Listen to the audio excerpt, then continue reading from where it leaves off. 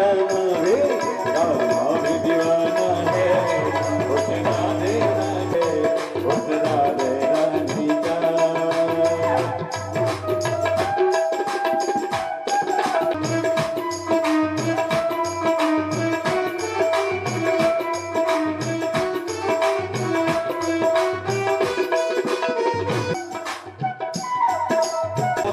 को बदला कभी तो चूड़ी वाले का और कभी पुजारी का, कभी तो चूड़ी वाले का और कभी पुजारी का। राधा भी दीवाना है उस राधे रानी का, राधा भी दीवाना है।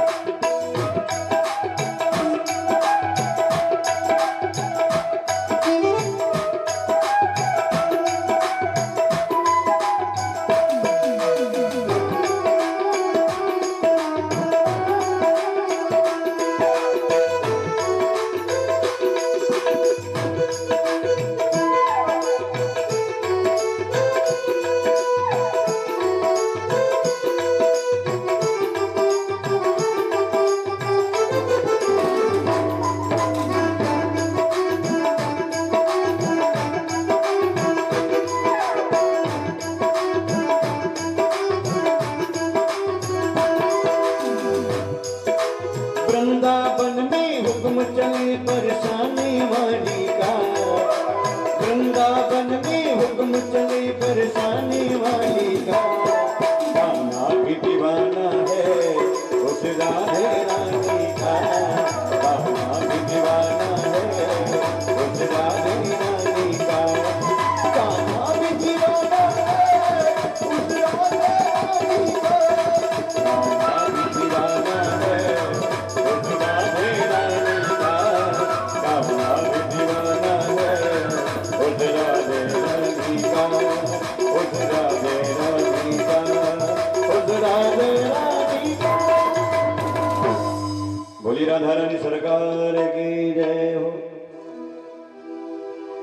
परम पूज्य व्यास जी भगवान जी का सौभाग्यमन व्यासपीठ पर हो चुका है। अभी तक भी जो भक्त सुसुप्त अवस्था में सोए हुए हैं, इतस्ता भ्रमण कर रहे हैं, सभी भक्त अविलंब कथा पंडाल पर आकर के भगवान की दिव्य पावन पवित्र ज्ञान रूपी गंगा में गोते लगाएं।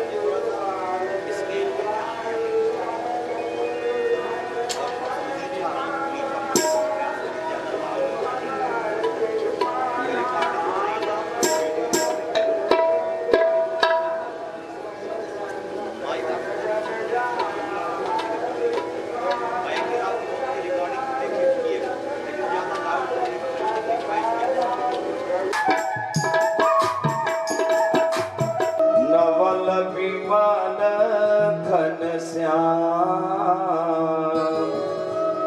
स्वामी नवल विमान घन श्याम।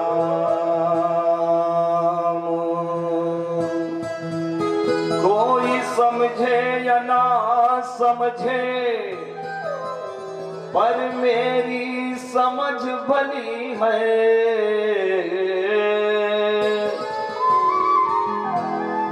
ठाकुर हमरे श्री नंद जलाजू ठाकुराइन श्री विश्वमानली है। गुरु नंद के लाला की जय, भागवत भगवान की जय हो, पूज्य सदगुरुदेव भगवान की जय। सिंहवाहिनी दुर्गा मैया की जय। तीर्थराज प्रयाग महाराज की जय। अनंत बलवंत संत हनुमंत लाल की जय। नमः पार्वती पतये हर हर महादेव। जय जय श्री राधे। आइए मन और वाणी को पवित्र करें, क्योंकि मन की निर्मलता अति आवश्यक है कथा श्रवण करने के लिए। तो कथा की प्रथा के अनुसार कुछ क्षण भगवान नाम संकीर्तन करें, फिर हनुमान जी के आदेशानुसार कथा कर्म में प्रवेश किया जाएगा। राग बने चाहे ना बड़े, बड़े ही प्यार से, भाव से और अनुराग के साथ कीर्तन में सम्मिलित हो जाएं।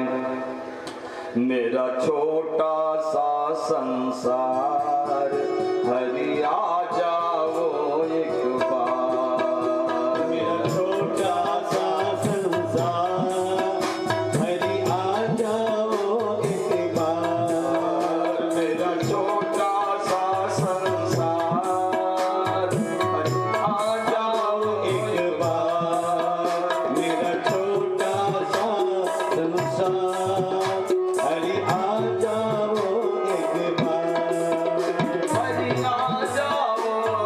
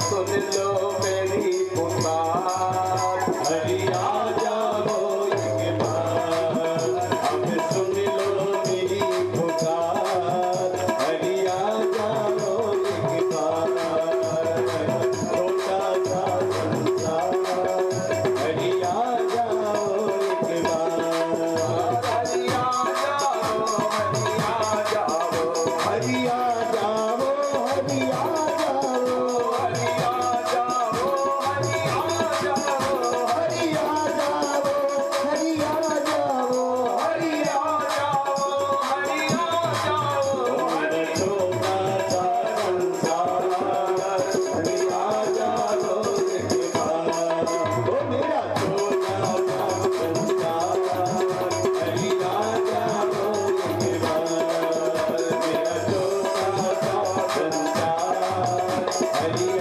जाओ एक बार, हरि आ जाओ एक बार, ओ हरि आ जाओ एक बार, हरि आ जाओ एक बार, हरि आ जाओ एक बार, हरि आ जाओ एक बार, हरि आ जाओ एक बार, हरि आ जाओ, हरि आ जाओ, हरि आ जाओ। बोले वृंदावन बिहारी लाल की जय। जय हो धर्म प्रोज्झित करे तमोत्र परमो निर्मत्सराणां सताम् वेद्यं वास्तवमत्र वस्तु शिवदं तापत्रयोन्मूलनम् श्रीमद्भागवते महामुनिकृते किमु वा परैरीश्वरः सद्यो हद्यवरुध्यते त्रिकृतिभिः शुश्रूषभिस्तत्क्षणात्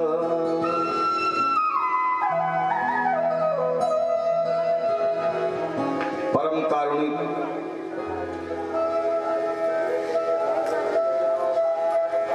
नंदन यशोदा नंदन ब्रज जन बंदन भक्त और चंदन बाके बिहारी भव भयहारी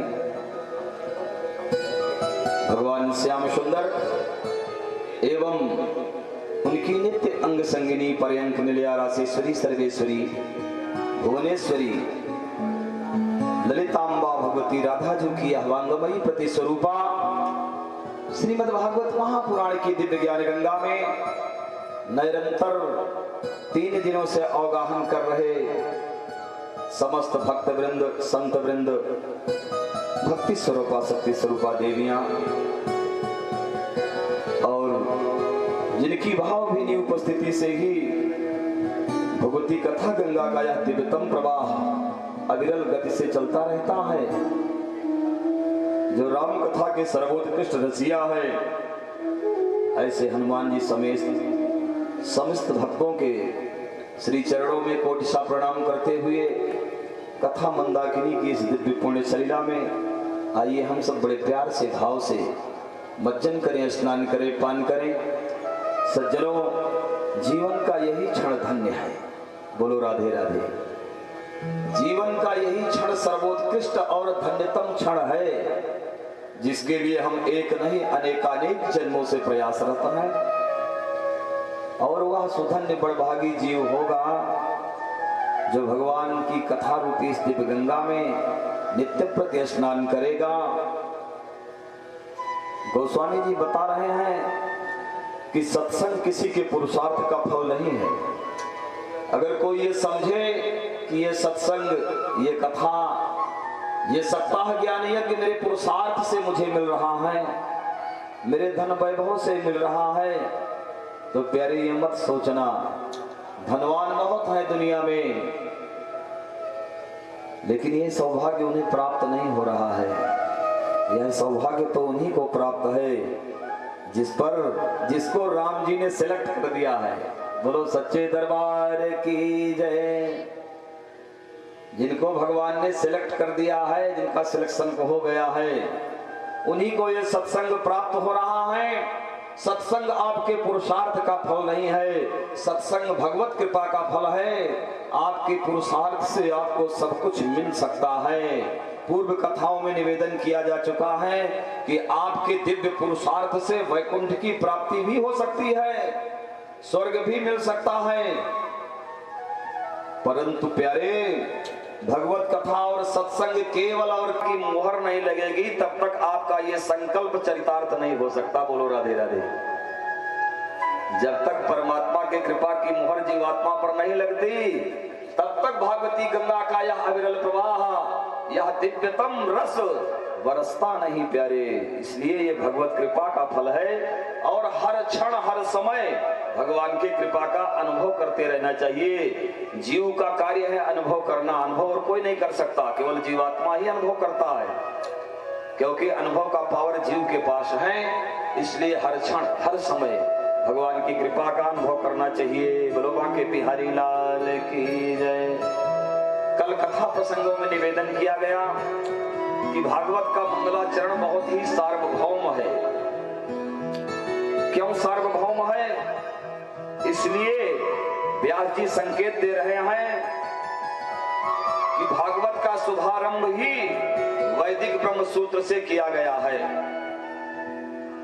जन्माद्यस्य यतः, ये वैदिक ब्रह्म सूत्र का दूसरा सूत्र है। जन्माद्यस्य यतः, यतः यस्मात् अस्य जगतः संसारस्य जन्मादि भंगा भवन्ति। कल इस श्लोक पर चर्चा हुई थी कथा विश्राम में। तो इससे भागवत जी का वैदिकत्व स्पष्ट हो रहा है, अर्थात जो वेद में है उसी का सारभूत अंश भागवत है। आप कभी ये मत सोचिएगा कि हम भागवत धर्म का पालन कर रहे हैं, भागवत सुन रहे हैं तो हमें वेद नहीं आता, हमें उपनिषद नहीं आता, हमें अन्य सिद्धांत वेदांत नहीं आते। समस्त वेदांतों का सारभूत अंश ही भागवत है। इसलिए भागवत से परे और कुछ नहीं है। तो पहले श्लोक में कल हम लोगों ने ध्यान किया, किसका ध्यान किया महाराज? बोले सत्यम परम धीमहि, परम सत्य का ध्यान किया। अच्छा, वो परम सत्य कैसा है कल बताया गया। सत्य वही है जो कभी ना बदले, बस बड़े आसानी से साधारण ढंग से समझ लो। सत्य वही है जो कभी ना बदले तीनों काल में, पास्ट, प्रेजेंट और फ्यूचर, भूतकाल, वर्तमान काल और भविष्य काल, तीनों काल में जो एक जैसा रहे वही सत्य है। तो बोलो हम मानो तो बदलते रहते हैं क्षण क्षण ना, कभी कुछ बोले कभी कुछ बोले, कभी कुछ बदले कभी कुछ बदले, लेकिन जो परमात्मा तत्व है वो एक जैसा रहता है। इसलिए सत्यम परम धीमहि, सत्य ही ईश्वर है, इसका मतलब यही हुआ बस और कुछ नहीं। सत्यम परम धीमहि। अगर आप सत्य का आश्रय ना लिए, असत्य का आश्रय लेकर धर्म करते हैं तो वह आपका किया हुआ यज्ञ, दान, तप, जप, चाहे जो कुछ भी हो, सब गर्त में चला जाता है। उससे आसुरी संपदा बढ़ती है। इसलिए यम नियमों का पालन करते हुए, सत्य धर्म का पालन करते हुए यज्ञ करना चाहिए महाराज। यज्ञ के नियम बहुत कठिन है, इतना सरल मत मान लेना। कोई भी यज्ञ हो, और भागवत तो ज्ञान यज्ञ है महाराज। इसलिए इस ज्ञान यज्ञ में अपनी भागीदारी सुनिश्चित करने से पूर्व हमें यह निश्चित करना चाहिए कि हम कितना सत्य का आचरण कर रहे हैं, और सत्य ही धर्म है। आज धर्म और भक्ति पर ही प्रकाश डाला जाएगा विशेष रूप से इस अध्याय में, अधिकार लीला क्रम में। इसलिए अभी से समझते चले, सत्य ही धर्म है और कोई धर्म दुनिया में नहीं है। और भगवान राम धर्म के साक्षात विग्रह हैं। राम के संपूर्ण जीवन में और उनकी संपूर्ण लीला में कहीं भी अंगुल्यारोपण नहीं हो सकता। इसलिए रामो विग्रहवान धर्मः कहा गया है। भगवान राघवेंद्र सरकार धर्म के साक्षात विग्रह हैं। और जिस देश में, जिस नगर में, जिस प्रांत में जहां भगवान का अवतार हुआ वह धन्यतम है। इसलिए भारत भूमि धन्य है।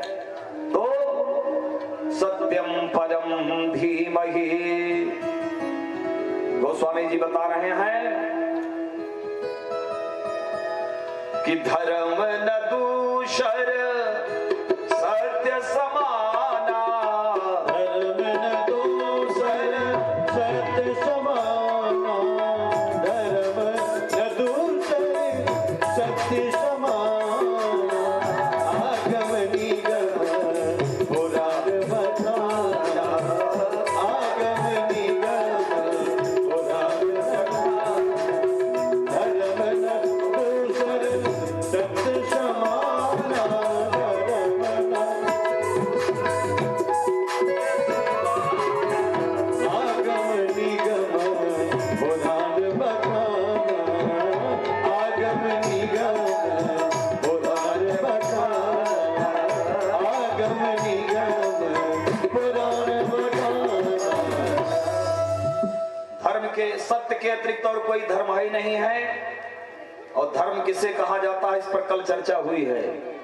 किस प्रसंग में किस संदर्भ से संदर्भित होकर के क्या बात कही गई है उसको समझना चाहिए।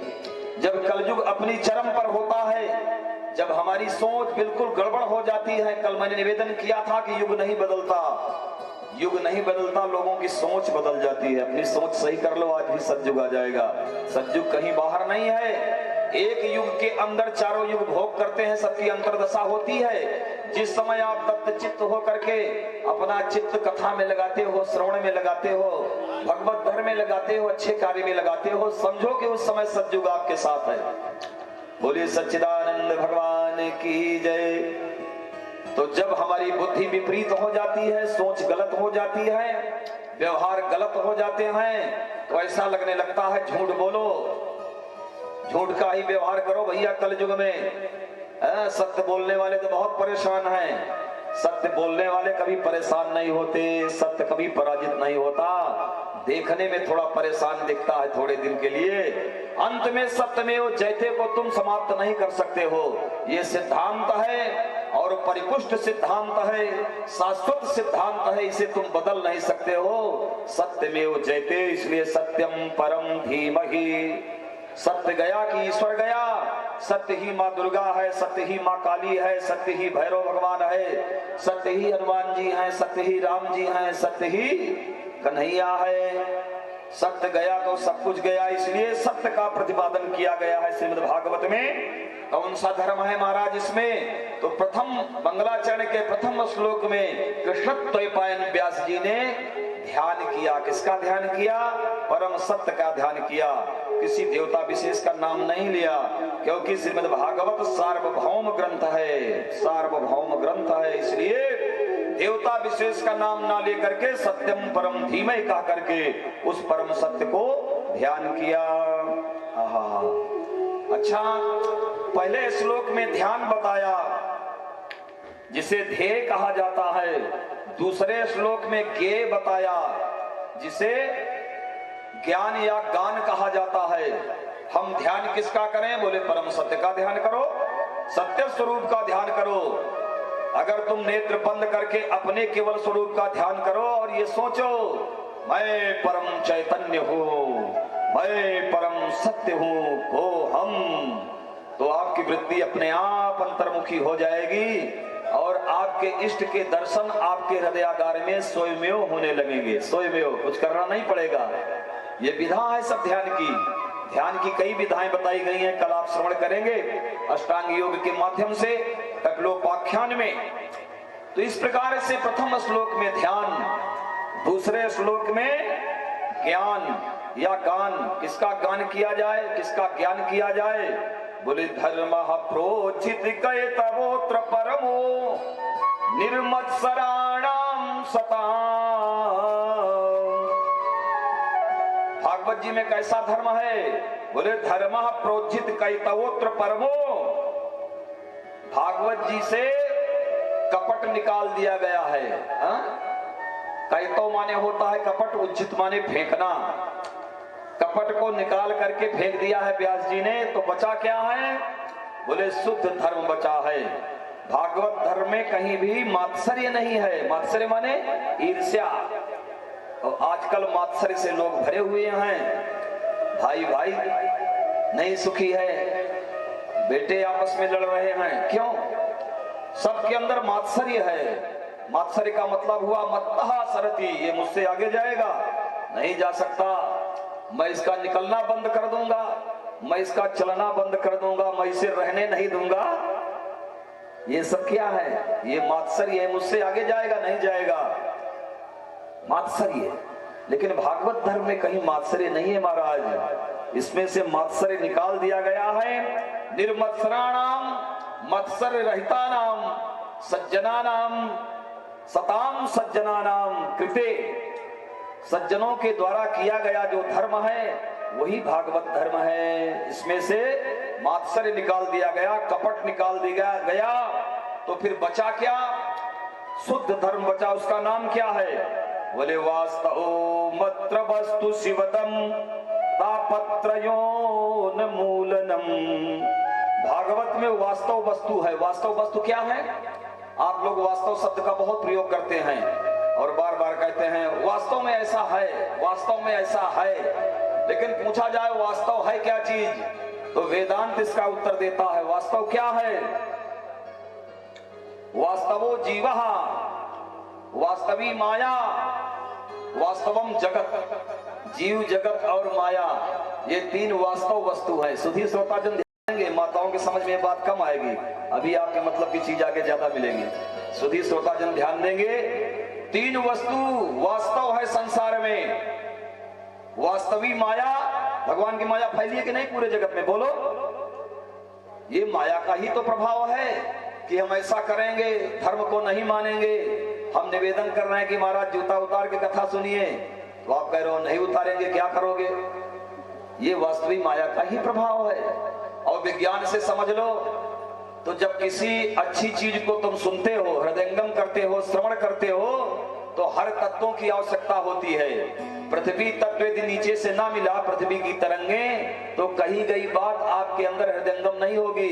इसलिए पूजा पाठ करने का विधान है आसन पर नीचे बैठ करके, पृथ्वी पर। और जो अंतरिक्ष में बैठते हैं, कुर्सी में बैठ करके पूजा पाठ करते हैं, उनको वो तरंगे नहीं मिल पाती। हमारा धर्म बहुत ही साइंटिफिक है, इसमें पग पग में विज्ञान है, ढोंग धतूरा नहीं। इसको समझने की कोशिश करो। इसलिए वास्तवी माया, वास्तवम जगत, वास्तवो जीवः, जीव जगत और माया। जीव जगत और माया के भेद को जो स्पष्ट कर दे, ऐसा धर्म भागवत में है। अगर महाराज इस धर्म का हम पालन किए तो हमें मिलेगा क्या? क्या मिलेगा? बिना फायदे का कोई काम करने को हम तैयार नहीं है दुनिया में। सुर नर मुनि सबकी यह रीति, स्वार्थ लाई करें सब प्रीति। पूर्व प्रसंगों में बताया जा चुका है, सब स्वार्थी हैं। वो दुनिया में जन्म हुआ तो स्वार्थ का मीटर ऑन हो गया, तभी से चल रहा है। तो उससे मिलेगा क्या? बोले मिलेगी शिवतम वस्तु, शिवम कल्याणम ददाती शिवतः तम शिवतम। शिवतम माने कल्याणकारी वस्तु प्राप्त होगी। उस कल्याणकारी वस्तु को लेकर हम क्या करेंगे, क्या फायदा मिलेगा? बोले तापत्रयोन मूलनम। ये जो तीनों ताप है ना भैया, ये अपने आप चले जाएंगे। दैहिक दैविक भौतिक तापा, दैहिक दैविक भौतिक तापा, दैहिक दैविक भौतिक तापा, दैहिक दैविक भौतिक तापा, भौतिक तापा, राम राज का हो गई व्यापा, राम राज का हो गई व्यापा, हो गई व्यापा, हो गई व्यापा। जब वास्तविक वस्तु आ जाएगी तो क्या होगा? परमात्मा राम का राज्य होगा। और जहां राम का राज्य होता है वहीं आनंद होता है। और चाहे जितना आनंद करो, लगाओ साधन, सब फेल हो जाएंगे। लेकिन जो राम राज्य में है वो परम आनंदित है, वही परम आनंदित है। उसी राम राज्य को स्थापित करने के लिए भागवत जी का अवतरण हुआ है। राम राज्य चाहते हैं सब, लेकिन समझने की कोशिश नहीं करते। यहाँ ऐसे कौन लोग हैं जिनको राम राज्य न चाहिए? सब चाहते हैं दैहिक दैविक भौतिक तापा। अरे न शरीर से कष्ट हो, न कोई दैवी आपदाएं आए, न कोई भौतिक आपदाएं आए, ऐसा तो सब चाहते हैं भाई। कौन कौन नहीं चाहता राम राज्य? वो मूर्ख हैं जो ऐसा लोग कहते हैं कि मुझे राम राज्य नहीं चाहिए। राम राज्य नहीं चाहिए तो क्या दैत्य राज्य चाहिए? दैत्य राज्य चाहिए? फिर सब सुख चाहता है। तो जहां परमात्मा राम का राज्य होगा, परमात्मा श्याम का राज्य होगा जिस हृदयागार में, वहां त्रिताप तापित नहीं करते इस जीवात्मा को। ये भागवत जी बता रहे हैं, तापत्रयोन मूलनम। और जब राम का राज्य हो जाएगा तो उसका परिणाम क्या निकलेगा? बोले सब नर करेंगी परस्पर प्रीति, सभी लोग आपस में प्रीति करेंगे। जब आपस में प्रीति होगी तो कल निवेदन हो रहा था कि जब हमारी प्रीति परिवार में होती है, परिवार से प्रीति को आगे बढ़ाओ। जब परिवार में ही प्रीति नहीं होगी तो संसार में प्रीति लगाने की बात कैसे हम कर सकते हैं भाई? हम एकता का ध्वज लेकर घूम रहे हैं, एकता का ध्वज लेकर घूम रहे हैं, अखंड भारत का ध्वज लिए घूम रहे हैं। पहले आंतरिक एकता को सुदृढ़ बनाओ, फिर आगे बढ़ो, तो आपके वाणी का, आपके कर्मों का प्रभाव समाज पर होगा, एक संगठित समाज का निर्माण होगा, सही दिशा मिलेगी। इसलिए श्रीमद्भागवते महामुनि कृते किम वा परैरीश्वरः। महामुनि कृते श्रीमद्भागवते, महामुनि, महामुनि कौन है? व्यास जी। व्यास जी के द्वारा रचित इस श्रीमद्भागवत में किम वा परैरीश्वरः, इससे परे और कोई ईश्वर है ही नहीं है। अच्छा, भागवत का ईश्वर कैसा है? बोले सद्यो हद्य वरुध्यते त्रिकृतिभिः शुश्रूषभिस्तत्क्षणात्। इतना सरल है ये परमात्मा, इतना सरल कन्हैया मेरा कि अभी कथा हम सुनने नहीं आए और हमारे सुकुल जी का आमंत्रण निमंत्रण कार्ड मिला। मन बनाया कि एक दिन जरूर जाएंगे सुनने के लिए। ज्यों ही इच्छा हुई सुनने के लिए जाएंगे, त्यों ही भागवत का ईश्वर, भागवत का भगवान, वो कन्हैया आपके हृदय में जाकर बैठ जाता है। उसी दिन उसी समय तत्क्षणात सुनने की इच्छा किया कि आपके हृदय में घुस गया। सद्याहृद्य वरुद्धेत कृतभी। सद्य माने तत्काल, हृदय अवरुद्धते, भगवान परमात्मा श्री कृष्ण आपके हृदय में जाकर के अवरुद्ध हो जाते हैं, बंद हो जाते हैं और कभी निकलने का नाम नहीं लेते। अवरुद्ध, अवरुद्ध किसे कहा जाता है? जैसे जेल में कोई कैदी है महाराज और उसको सजा हो गई 1 वर्ष के लिए, तो जेल से बाहर नहीं जा सकता चाहे जितना प्रयास करे। 1 वर्ष के लिए अगर उसे सजा हो गई है तो 1 वर्ष तक उसको जेल में बंद रहना पड़ेगा, वही सारी सुविधा मिलेगी, वो मनमानी नहीं कर सकता। तो एक तो होता है अवरुद्ध होना और एक होता है आना और जाना। अब यहाँ आप अवरुद्ध नहीं हैं, यहाँ आप स्वतंत्र हैं, बैठे हैं, जब इच्छा हुई चल दिए, उठ करके खिसक लिए। और कहीं सुकल जी अभी बनवाए होते बाउंड्री, उसमें गेट लगा होता, अंदर से गेट बंद कर दिया जाता, ताला बंद, भैया 6 बजे के बाद ही खुलेगा, तो आप नहीं जा सकते थे और व्यवस्थाएं रहती इधर उधर कोने में। तो इस प्रकार से उसे कहा जाता है अवरुद्ध होना। तो भागवत के भगवान निश्चित रूप से अवरुद्ध हो जाते हैं, कैद हो जाते हैं, बंद हो जाते हैं उन भक्तों के हृदयों में जो कथा सुनने की केवल इच्छा करते हैं। इतने सरल भगवान हैं। अच्छा, तो ये भागवत कैसा है महाराज? बोले निगम कल्प तरोर गलितम फलम सुख मुखातमृत द्रव संयुतम पिबत भागवतम रसमालयम मुहुरहो रसिका भुवि भावुकाः। भागवत क्या है? बोले निगम कल्प तरोर गलितम फलम। निगम कहते हैं वेद को, निगम कहते हैं वेद को महाराज। नितराम गमयति बोधयति इति निगमो वेदः। जो नित्य ज्ञान को दे उसे निगम कहा जाता है वेद। तो निगम कल्प तरोर गलितम फलम, भागवत क्या है? वेद रूपी कल्प वृक्ष का गलित फल है। गलित माने बिल्कुल पका हुआ, परिपक्व, पूरी तरह से पका हुआ फल है भागवत। इसमें जरा भी कहीं से कोई कमी नहीं है। आहा, और देखो फल तब और अच्छा लगता है जिस फल में किसी तोते ने अपनी चंचू मार दी हो। चंचू माने चोंच। तो भागवत रूपी इस फल में किस तोते ने चंचू मारी? बोले सुख मुखात अमृत द्रव संयुतम।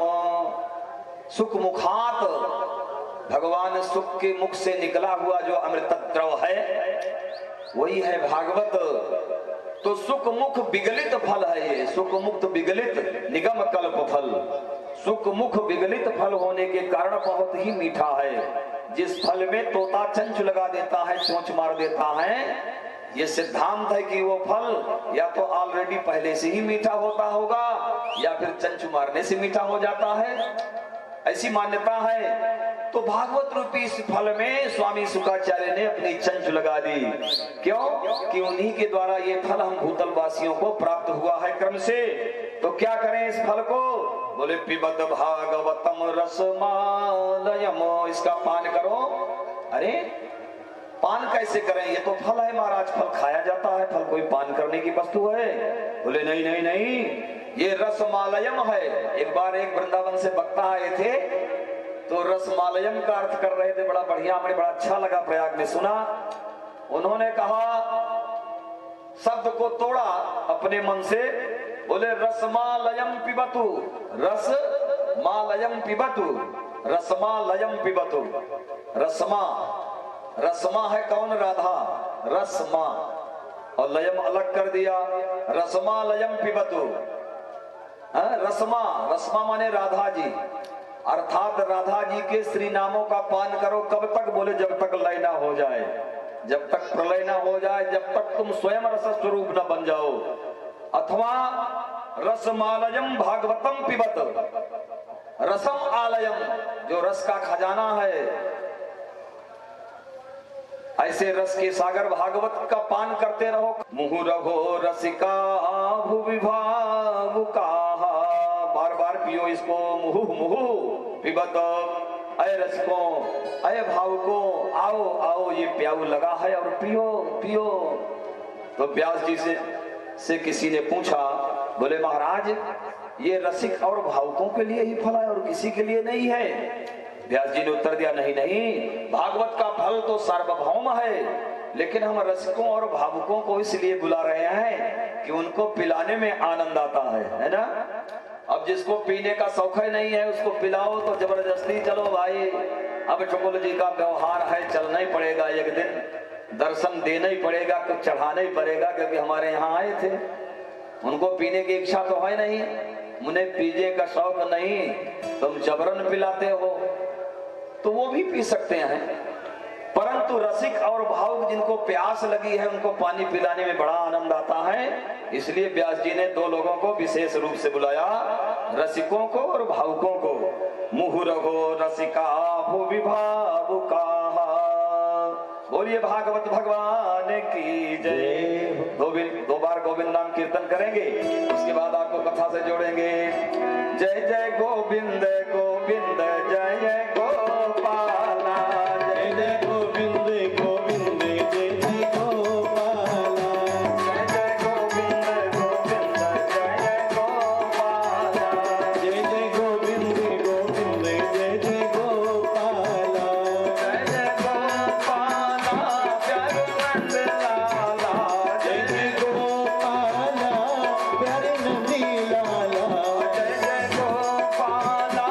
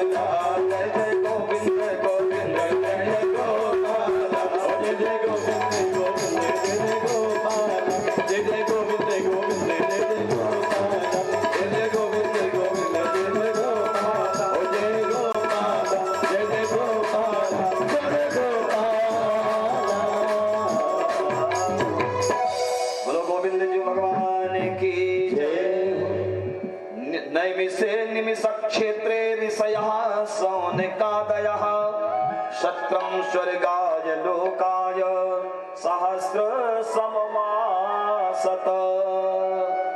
नैमिषारण्य का पावन क्षेत्र है। महात्म की किंचित कथा श्रवण करके ऋषि लोग इतने मगन हो गए कि सूत जी से प्रश्न पर प्रश्न करते चले जा रहे हैं और ये कथा सत्र चल रहा है 1000 वर्षों का। बताइए, ऐसे ऐसे ऋषि हुए हमारे भारत भूमि में जो जन कल्याण के लिए, लोक कल्याण के लिए महाराज लोक मंगल की भावना से ओतप्रोत होकर के और सत्संग का दीर्घ सत्र संपादित किया। ऐसे ऐसे ऋषि मनीषी हुए। और आजकल अगर कोई धार्मिक भावना से ओतप्रोत होकर के समाज सेवी व्यक्ति कोई ऐसा कार्य करता है तो लोग उसका भंडारे नहीं होने देते। भंडारा के समय में बाउंड्री बनवा देंगे, उस जमीन में नहीं होने देंगे। ऐसे ऐसे लोग हैं, मुझे पता चला। बताओ, हम उस देश के वासी हैं, ऋषियों की भूमि में निवास करने वाले हम भारतीय अपने स्वरूप को भूलते चले जा रहे हैं महाराज। सत्रम स्वर्गाय लोकाय सहस्र सममासत। 1000 वर्षों तक चलने वाला वह दिव्य सत्र प्रारंभ हुआ ऋषियों का, जिसमें सूत जी महाराज वक्ता हैं और सौनकादिक 88,000 ऋषि श्रोता के रूप में हैं। उन 88,000 ऋषियों का प्रतिनिधि नंबर 1, प्राणी मात्र का कल्याण कैसे हो नंबर 1। दूसरे नंबर पर प्रश्न कर रहे हैं महाराज, शास्त्र तो बहुत हैं, एक नहीं अनेक जन्म हो जाए, शास्त्रों का अध्ययन करते रहो लेकिन कभी पूरा नहीं होगा। तो शास्त्र सारा अगर समय होता तो हम ये समझ रहे हैं कि यहाँ मेला लग जाता, तिल रखने की जगह न रहती। लोग अपने लौकिक कार्यों को विराम नहीं दे सकते क्योंकि उन्हें अलौकिक सत्ता का ज्ञान नहीं है। उन्हें ये पता, हम का पता चल जाएगा थोड़ा भी, फिर उन रसिकों के तरह, पागलों की तरह भागते हुए लोग आएंगे कथा श्रवण करने के लिए।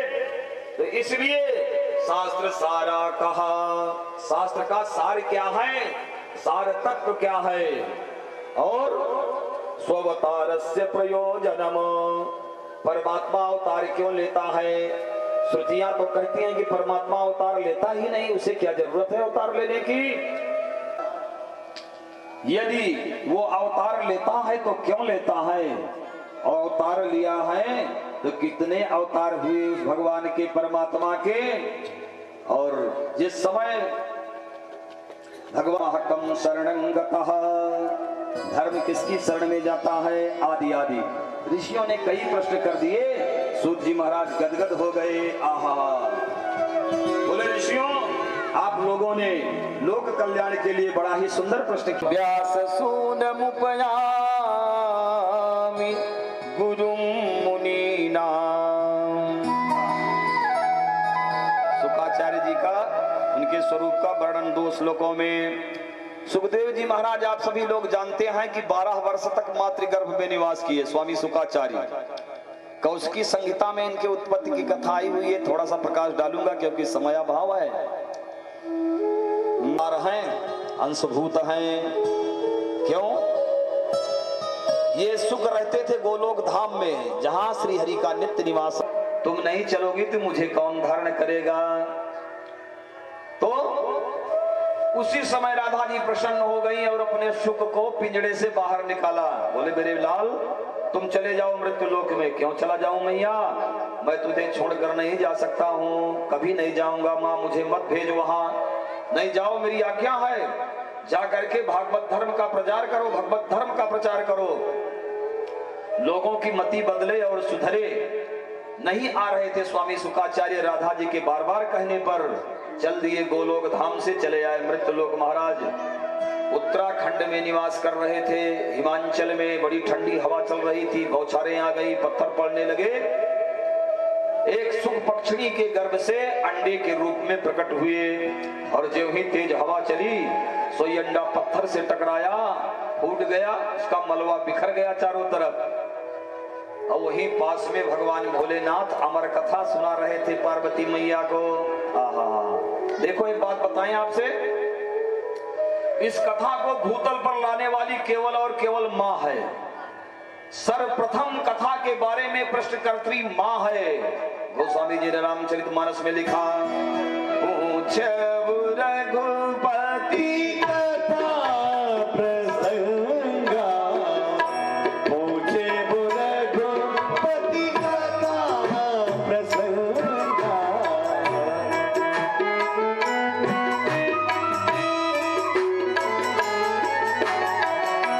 पूछे रघुपति,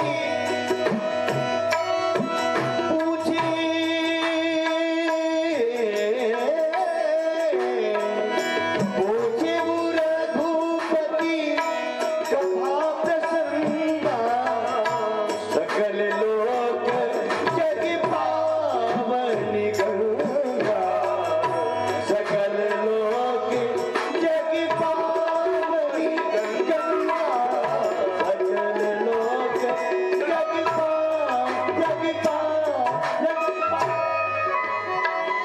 पूछऊ रघुपति कथा प्रसंगा, सकल लोक जग पावनी गंगा। अब नारद जी के भड़काने पर मैया पार्वती ने भगवान भोलेनाथ से पूछा कि महाराज ये नर मुंडों की माला कहाँ से आ गई? संक्षेप में निवेदन कर रहा हूँ। बोले देवी ये तेरी ही मुंडों की माला है, जो जितनी बार जन्म लेती है शरीर को छोड़ती है उतनी बार इन मुंडों को मैं धारण कर लेता हूँ, इसलिए माला बढ़ती चली जा रही है। पार्वती मैया ने कहा मैं मरती हूँ तुम क्यों नहीं मरते हो? बोलो राधे राधे। पार्वती मैया ने कहा मुझसे बहुत प्यार करते हो लेकिन मैं बार बार शरीर छोड़ती हूँ, तुम क्यों नहीं छोड़ते हो? भोलेनाथ ने कहा मैं अमर कथा श्रवण कर लिया हूँ इसलिए। पार्वती मैया ने कहा मुझे भी सुनाओ उस कथा को। तो पूछे वो रघुपति कथा प्रसंगा, कैसी है वो कथा? बोले सकल लोक जग पावनी गंगा, सकल लोक जग पावनी गंगा, सकल लोक जग पावनी गंगा, सकल लोक जग पावनी गंगा, सकल लोक जग पावनी गंगा। सकल लोक का मतलब समझ रहे हो? तीनों लोग, भू भुआ महा, भूर लोक भुवर लोक महर लोक, तीन लोक हैं। तीनों लोकों को पवित्र करने वाली ये भगवान की कथा है। बताया बोले महाराज हमें भी वो कथा सुना दो। भगवान शिव ने कहा देवी सुना तो दूंगा लेकिन एकांत में सुनाऊंगा, सबके सामने नहीं सुनाई जाती, गोपनीय कथा है। तो ये कथा पहले गोपनीय थी जो ये ओपन हो गई। पहले कथा गोपन थी, अब हो गई ओपन, छिपाई गई थी। भोलेनाथ जानते थे केवल और कोई नहीं जानता था। सुनाने लगे हिमालय की तलहटी में, मैया सुनने लगी। महाराज भगवान भोलेनाथ ने पहले से सावधान कर दिया था कि अगर देवी निद्रा आ गई सोई अमर कथा का प्रभाव नहीं होगा। और आज भी जिनको निद्रा आ जाती है कथा सुनते सुनते, कल चर्चा हुई थी कुंभकर्ण की निद्रा आ जाती है तो उनके ऊपर कथा का क्या प्रभाव पड़ेगा। एक बार एक सेठ जी थे, सेठ जी कथा सुनने आते थे महाराज, बड़े प्रेम से कथा सुने, बड़ा आनंद आवे। तो एक दिना की बात, सेठ जी बड़े प्रेम से कथा श्रवण कर रहे थे महाराज। कथा में इतना मन लगा, इतना मन लगा, जब ध्यान ज्यादा लगता है तो भी निद्रा आ जाती है, जीव को सुख मिलता है और शरीर सुसुप्ता अवस्था में चला जाता है। जब जीव सुखी होने लगता है अंदर से, तो सेठ जी सो गए, खर्राटे बजने लगे, बड़ा भारी पांडाल लगा था, कई हजार जनता थी सुनने वाली। किनारे बैठे थे, खंभे में आड़ लगाए। सेठ जी का पेट बड़ा था, आड़ की जरूरत थी पेट वालों को, पीछे से अवलंब की आवश्यकता पड़ती है, सहारे की। कोई सहारा मिल जाए तो बैठे, बड़े पेट वाले, छोटे पेट वालों को कोई जरूरत नहीं है, तो मेरुदंड सीधा करके बैठते हैं घनश्याम जी की तरह बिल्कुल। बोलो राधे राधे। तो इस प्रकार से सेठ जी गए बैठ, भैया कथा में आ गई निद्रा। और व्यास जी बेचारे खूब परिश्रम कर रहे थे, बहुत सुंदर कथामृत का वर्षण हो रहा था। व्यास जी बता रहे थे महाराज ऐसा अमृत वर्षा, ऐसा अमृत वर्षा, और सेठ जी अंदर से सुन रहे थे, ऊपर से सो रहे थे।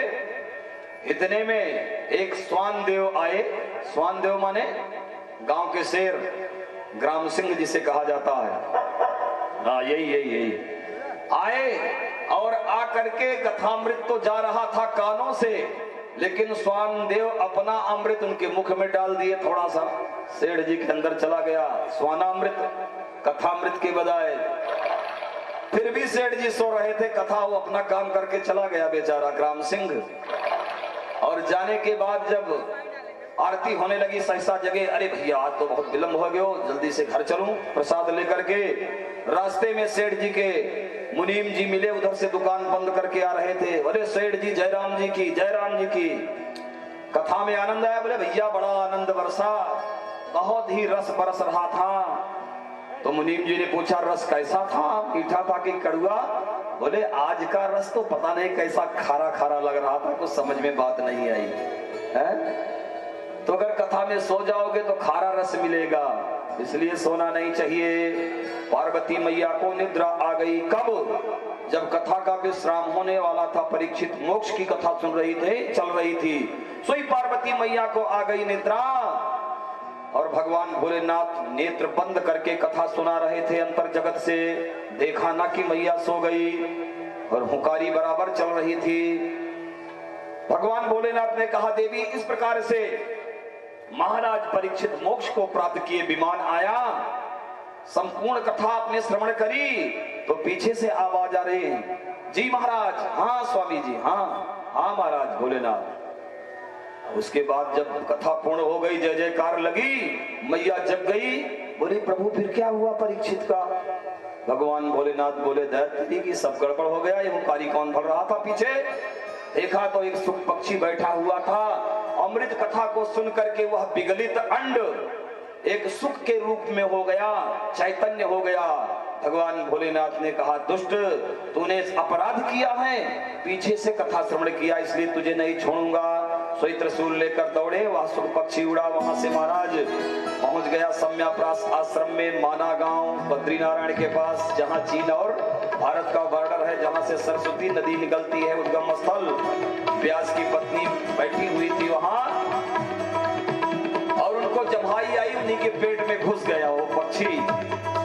भगवान भोलेनाथ नारायण की इच्छा समझ करके वापस चले गए। 12 वर्ष बीत गए। इस प्रकार से शुक्राचार्य बाहर नहीं आ रहे हैं, अंदर से वेद मंत्रों की आवाज आ रही है। और व्यास की पत्नी ने कहा सुनते हो, मेरे पेट में पता नहीं कैसा जीव आ गया है, वेद मंत्र पढ़ रहा है, और इससे कह दो बाहर निकले। कृष्ण द्वैपायन व्यास ने प्रार्थना करी, मेरे पुत्र बाहर आ जाओ। आवाज आई पिताजी बाहर, भगवान की माया है, मुझे पकड़ लेगी, मैं अपने स्वरूप को भूल जाऊंगा, इसलिए नहीं आऊंगा। अरे नहीं, तुझे भगवान की माया नहीं पकड़ेगी पुत्र, मैं कह रहा हूं बाहर निकल। बोले ना पिताजी, स्वयं हरि आए, भगवान शिव आए, सबने प्रार्थना करी। स्वामी शुक्राचार्य मातृकुक्ष से बाहर निकले, और जो ही निकले महाराज तो निकलते ही 16 वर्ष के हो गए। तम दुष्ट वर्षम सुकुमार पादम दुयष्ट वर्षम, 16 वर्ष के हो गए। और जैसे बाहर निकले सोई चल दिए। और जब चल दिए तो व्यास जी ने उनका पीछा किया। यं प्रप्रजंत मनुपेतम अपेत कृत्यम, प्रप्रजंतम प्रजगतम धातु है जाने के अर्थ में, इसमें व्यास जी ने प्रा उपसर्ग लगा दिया है। किसी मैया का बेटा अगर अपनी मैया से कहा ए मैया अहम गच्छामि, कुत्र गच्छामि वत्स, बोल दे कि मैया मैं कमासिन बाजार जा रहा हूं, अहम कमासिन आपणम गच्छामि, संस्कृत में बोले कमासिन बाजार जा रहा हूं, तो मैया ये समझेगी कि मेरा बेटा कमासिन जा रहा है, अभी थोड़ी देर के बाद आ जाएगा, वापस आ जाएगा, कोई सामान के लिए जा रहा होगा। लेकिन वही बेटा अगर कह दे मैया अहम ब्रजामी, मैं जा रहा हूं, तो मैया को ये समझना चाहिए कमासिन नहीं जा रहा है। फिर कहां जा रहा है? ये इलाहाबाद जाएगा या बनारस तक जाएगा, देर में वापस आएगा। अगर वही पुत्र मैया से कह दे माते अहम प्रब्रजामी, मैं जा रहा हूं लेकिन अब वापस नहीं आऊंगा, प्रा उपसर्ग का मतलब हुआ वापस ना आना। तो यं प्रब्रजंतम, प्रब्रजंतम अर्थात स्वामी शुक्राचार्य जी अब वापस नहीं आएंगे। क्यों नहीं आएंगे? क्योंकि ये पूर्ण कृत्य है, अपेत कृत्य है, इसे किसी संस्कारों की आवश्यकता नहीं है। जिसके संस्कार पहले से ही संयोजित है उसे अन्य संस्कारों की क्या आवश्यकता। लेकिन पुत्र मोह में व्यास जी दौड़े पीछे पीछे। विरह कातर आजुहाव, विरहेण कातर विरह कातर, विरह में कातर होकर के हे पुत्र रुक जाओ।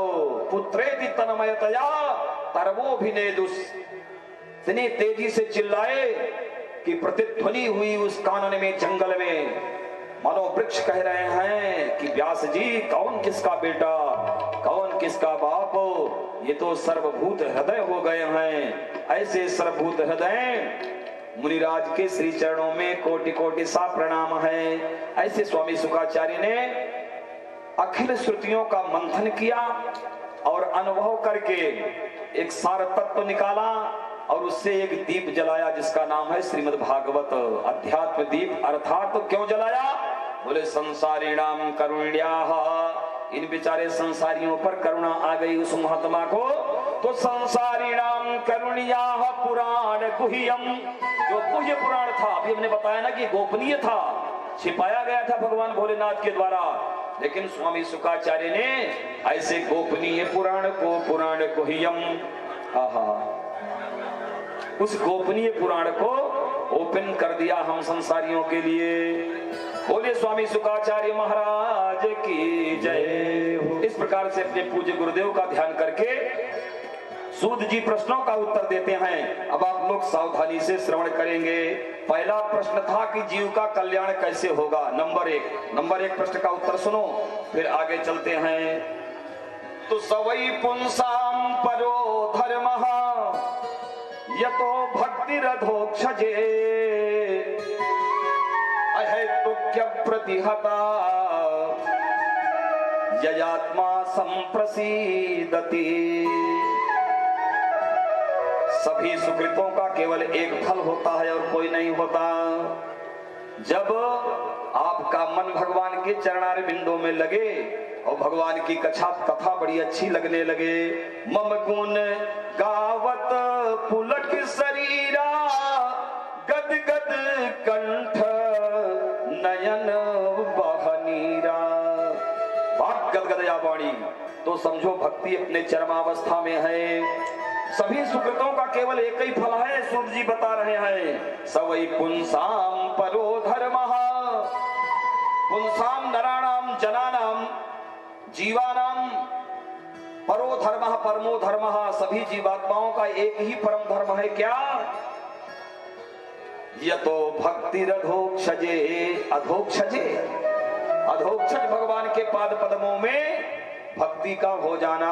अब भगवान की भक्ति तो सभी करते हैं भाई, कोई सुबह उठ करके नहा करके टीका लगा देते हैं, उसके बाद पान वान खाते हैं, है ना। कुछ लोग कहते हैं कि महाराज हमारा नियम है, पहले हम उठ करके तुरंत शौच गए, नहाए और लाल वाला टीका लगाए, उसके बाद ही चाय पीते हैं, दूसरा काम नहीं करते, फिर चाय पी करके जाते हैं, फिर मनमानी काम चलता है तहसील में। फिर तो महाराज हमारा धंधा है वही, क्या करें हम, झूठ बोलना मेरा धंधा है, भगवान से क्षमा मांग लेते हैं। बताया जाएगा इसको बलि के प्रसंग में कि तुम कितना झूठ बोल सकते हो। तो इस प्रकार से भगवान के पाद पद्मों में भक्ति का होना ही परम धर्म है। लेकिन ये भक्ति होगी कैसे? देखो, एक लोक धर्म होता है, एक परम धर्म। धर्म दो प्रकार के हैं। संसार रूपी गाड़ी को चलाने के लिए दो पहिए लगते हैं गाड़ी में, बैलगाड़ी में पहले ना, और दो बैल भी उसमें पहले लगते थे। बैल क्या है? धर्म का स्वरूप है। वृषभः धर्म स्वरूपः। तो जैसे बैलगाड़ी में दो वृषभ होते हैं महाराज, वृषभ ही समझ लीजिए बैल। अगर कोई बैल कमजोर हो गया तो गाड़ी चल नहीं सकती। दोनों बैल अगर बढ़िया हैं, दाहिने वाले बाएं वाले दोनों, तो बैलेंस बनाकर चलेंगे तो बढ़िया गाड़ी चलेगी। एक भी कमजोर हुआ तो गाड़ी नहीं चल सकती। ऐसे ही जीवन रूपी गाड़ी को चलाने के लिए दो प्रकार के धर्म हैं। एक लौकिक व्यवहार है, एक शास्त्र व्यवहार है। एक लौकिक धर्म है, एक पारलौकिक धर्म है। तो लौकिक धर्म क्या है बोलो? लौकिक धर्म सीखना है तो राम जी से सीखो। भाई को भाई के साथ कहते रहना चाहिए। पिता पुत्र का क्या धर्म है, प्रजा और राजा का क्या धर्म है, पिता और पुत्री का क्या धर्म है, पति और पत्नी का क्या धर्म है, आदि आदि, ये सब लौकिक धर्म है। हम संसार में आए हैं तो लौकिक धर्मों का पालन भी करना चाहिए भाई। बेटी बेटे का ब्याह करो, हम आपके यहाँ आए हैं तो आप मेरे यहाँ पहुंचो, ये सब लौकिक धर्म है, इनको करना चाहिए। इन सब धर्मों का निर्वाह करते हुए परम धर्म को कभी नहीं भूलना चाहिए। परम धर्म क्या है? जिस परमात्मा ने हमें जीवन दिया, इस योग्य बनाया और ये मानव शरीर हमें गिफ्ट में दे दिया, साधन धाम मोक्ष कर द्वारा पाई न जो परलोक सुधारा। इस साधन धाम को हम पा गए, फिर भी उस परम तत्व की कोई चिंता नहीं है। वो सबसे बड़ा अज्ञानी है, वही है असुर। असु प्राणाः, जिसके प्राण केवल शरीर में रमण करें, शरीर को ही सजाने में कई जन्म बिता दे, सबसे बड़ा असुर वही है। तो इस प्रकार से परम धर्म है परमात्मा की प्राप्ति। और सूर्य जी महाराज कह रहे हैं कि तभी मेरा कल्याण हो सकता है जब परमात्मा के श्रीपाद पद्मों में भक्ति हो जाए। अब कैसी भक्ति हो? बोले अहेतु की, हेतु रहित, कुछ लेना न देना, मगन रहना। गाना नहीं है, बहुत लंबी यात्रा है। तो इस प्रकार से अहेतु की भक्ति होनी चाहिए। जब जब तुम भगवान से कुछ मांगते हो, बहुत नहीं बोलूंगा इस विषय पर, भक्ति के बारे में बहुत बोल चुका हूं पिछले प्रसंगों में। जब जब तुम परमात्मा से कुछ मांगते हो, चाहे संकल्प करके मांगो, पूर्वोच्चारित ग्रह गुण गण विशिष्ट अस्मिन् शुभक्षणे अमुक नामाहम, अमुक शर्माहम, अमुक गोत्रोत्पन्नो हम, सांसर्गिक ज्ञाता ज्ञात सकल दोष परिहारार्थाय, धन प्राप्त्यर्थम, पुत्र प्राप्त्यर्थम, वैभव प्राप्त्यर्थम, अमुक कर्म करिष्ये। तो ये सब क्या है? ये है लौकिक व्यवहार, इसे कहा जाता है मांगना। मांग करके तुम अपने इष्ट को छोटा बना देते हो, और जो अपने इष्ट को छोटा बना देता है उसका कल्याण त्रिकालेष्वपि न भविष्यति, तृतीय कालेष्वपि न भविष्यति, तीनों कालों में उसका कल्याण नहीं हो सकता। इसलिए मांगना वांगना बंद करो। इष्ट तभी बलिष्ठ बनता है जब उससे कुछ मत मांगो। वो जानता नहीं तुम्हें किस चीज की जरूरत है। अरे तुम्हारा चिंतन अगर बना हुआ है तो तुम्हारे अंदर जो बैठा हुआ परम चैतन्य है, जिसके द्वारा तुम चिंतन कर रहे हो, वो पागल है कि मूर्ख है कि तुमसे छोटा है, वो सब कुछ जानता है। इसलिए परमात्मा की भक्ति करो तो कुछ मत मांगो। देखो अगर नहीं मांगोगे तो चौथे दिन से तुम्हारा सब काम अपने आप ही होने लगेगा। नोट कर लो इस बात को। बोलो सच्चिदानंद भगवान की जय। 3 दिन तक कुछ मत मांगो। जगत के स्वामी गाते नहीं?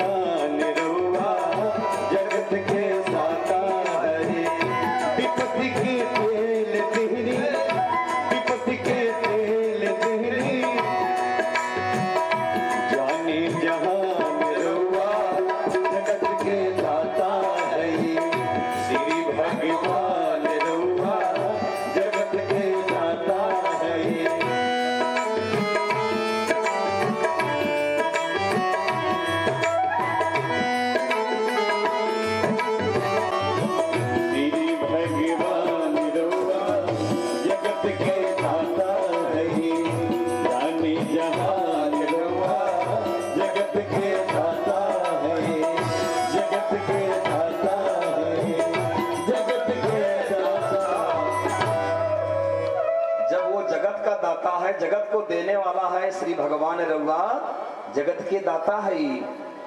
तो मांगने के बाद वो अपने प्रभु को छोटा कर देते हैं, इसलिए मांगना बंद करो। जब बिना मांगने वाली भक्ति होगी तो उससे मतलब क्या निकलेगा? तू वासुदेवे भगवती, सूत जी कह रहे हैं वासुदेवे भगवती भक्ति योग प्रयोजितः जनयत्यासु वैराग्यम पवित्रमिहि विद्यते इहि अस्मिन् लोके पवित्रम नहीं विद्यते ज्ञानेन सदृशम, ज्ञान के सदृश और कोई पवित्र चीज नहीं है। जिसे अपने आत्म स्वरूप का ज्ञान हो गया वही सबसे बड़ा ज्ञानी है, और सब अज्ञान है। सब टोटल जहां तक है सब अज्ञान है। जब आत्म स्वरूप का ज्ञान हो जाता है तो ऐसा ही आत्म स्वरूप का ज्ञान रखने वाला ज्ञानी महात्मा संत लोक कल्याण कर सकता है, देश का कल्याण कर सकता है, और मोह ग्रसित जीव कुछ नहीं कर सकता। तो इस प्रकार से अच्छा, जब ज्ञान और वैराग्य का जन्म हो जाएगा भक्ति मैया से तो उसका फल क्या मिलेगा? बिना फायदे का कोई काम नहीं। फायदा भागवत जी सब बताते चले जा रहे हैं, ध्यान से सुनो।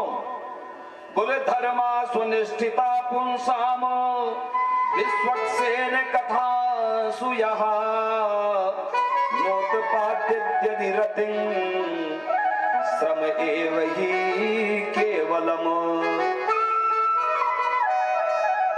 क्या बात!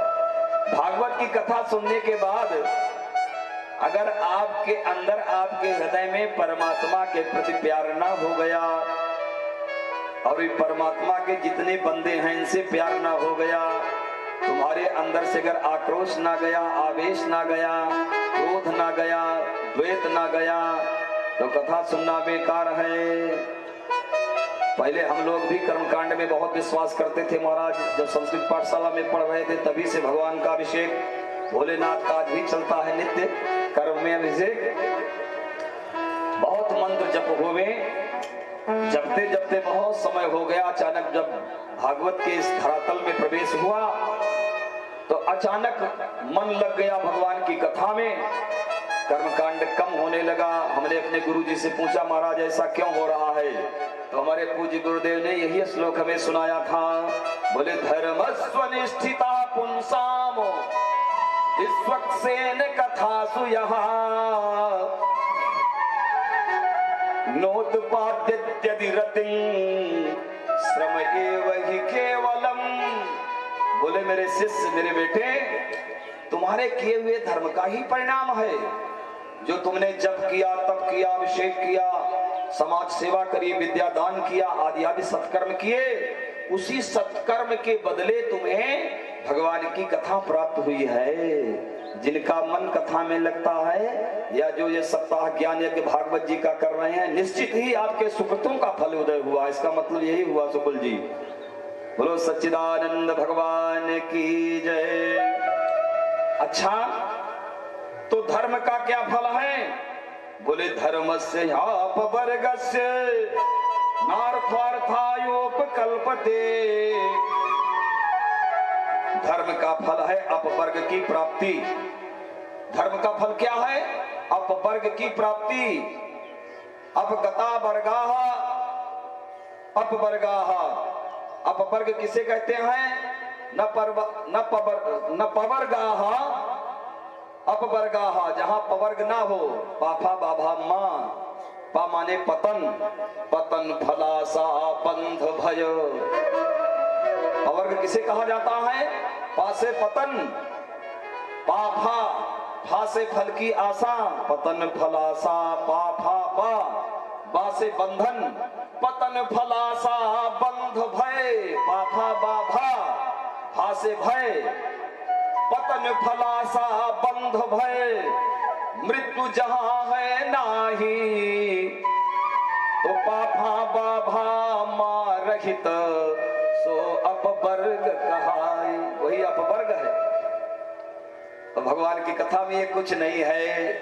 परीक्षित को कदापि मृत्यु का भय नहीं हुआ। आप श्रवण करेंगे आगे चल करके। तो कथा यदि अंदर गई तो पतन नहीं जीव का होगा। नमे भक्त्या प्रणश्यत, भगवान गीता के कह रहे हैं कि मेरे भक्त का कभी पतन होता नहीं महाराज। भक्त ये ना घबराए मेरा पतन हो गया, कभी नहीं होगा, कभी नहीं, हो ही नहीं सकता। न भूतो न भविष्यति। लेकिन फल की कोई आशा नहीं रखनी चाहिए। कर्म करो, फल तो देने वाले नारायण हैं। कर्मण्येवाधिकारस्ते मां फलेषु कदाचन, गीता का सूत्र है, आप लोग सब जानते हो। तो इस प्रकार से धर्म का परिणाम है अपवर्ग की प्राप्ति। अब जब अपवर्ग की प्राप्ति हो जाएगी तो क्या होगा महाराज? बिना फायदे का कोई काम नहीं। तो सूत जी ने आगे बताया, बोले फिर तुम्हें परम तत्व का ज्ञान हो जाएगा। तो भगत जी ने पूछा, भक्त ने या सौनकादिक ऋषियों ने सूत जी से पूछा कि महाराज वो परम तत्व है क्या? अरे बोले उसी को तो पाने के लिए सब परेशान है। परम तत्व किसे कहते हैं? वदन्ति तत्तत्व विदस् तत्वम् यज्ञान मद्वयम्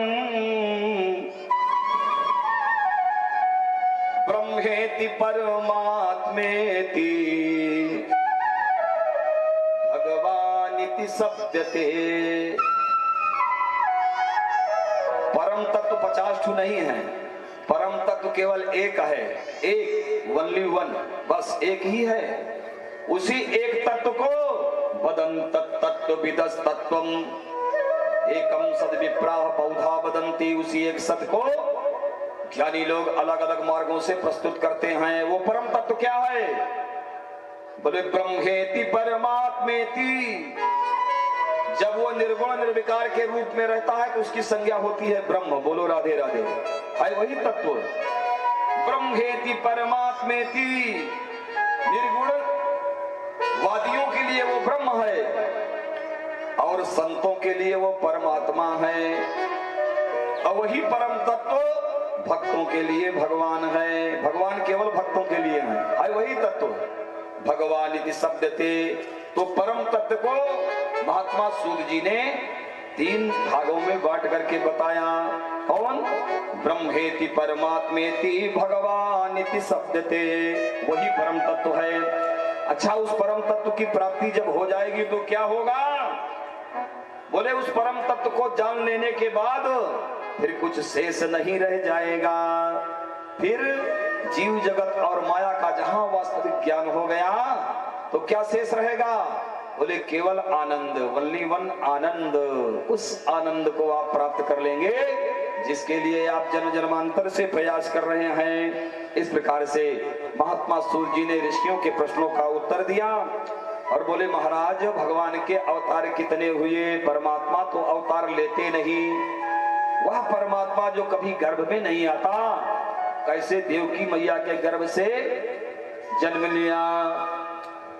बोले देखो भगवान सबसे पहले कौमार सर्ग में आए। सएव प्रथमं देवः कौमारं सर्गमास्थितः चचार दुश्चरं ब्रह्मा ब्रह्मचर्यमखंडितम्। उस परम तत्व का पहला अवतार ब्रह्मचर्य के रूप में हुआ। सुधी श्रोता जन ध्यान देंगे, बड़ी मतलब की बात है। इन अवतार क्रमों में भगवान के 24 अवतारों में बहुत ही मतलब की बात है। परमात्मा सबसे पहले मानसी सृष्टि में आया। सनत सनंदन सनत कुमार, सनक सनंदन सनत सनत कुमार, सनत सनंदन सनत कुमार, ये चारों भैयाओं के रूप में आया। क्यों आया? जीव जगत को ब्रह्मचर्य की शिक्षा देने के लिए।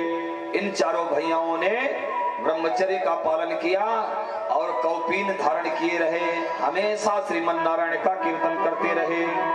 इसलिए जुस्मान जरा न बाधते, जो हमेशा भगवान के नामों का कीर्तन करता है उसे कभी बुढ़ापा नहीं आता। अब आप प्रश्न करेंगे महाराज शरीर बुढ़ा नहीं होता। अरे शरीर का तो धर्म है बुढ़ा होना, मरना, जीना, ये तो शरीर का धर्म है। लेकिन आप कभी बुढ़े नहीं होंगे। आप कौन? आप एक परम चैतन्य आत्मा हैं, आप कभी बुढ़े नहीं हो सकते। इस बात का बोध हो जाएगा।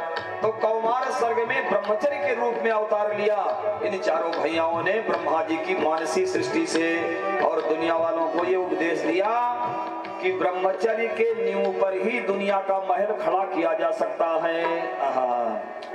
प्रासादस्य विनिर्माणे यथा यथा प्रासादस्य विनिर्माणे मूल भित्ति अपेक्षते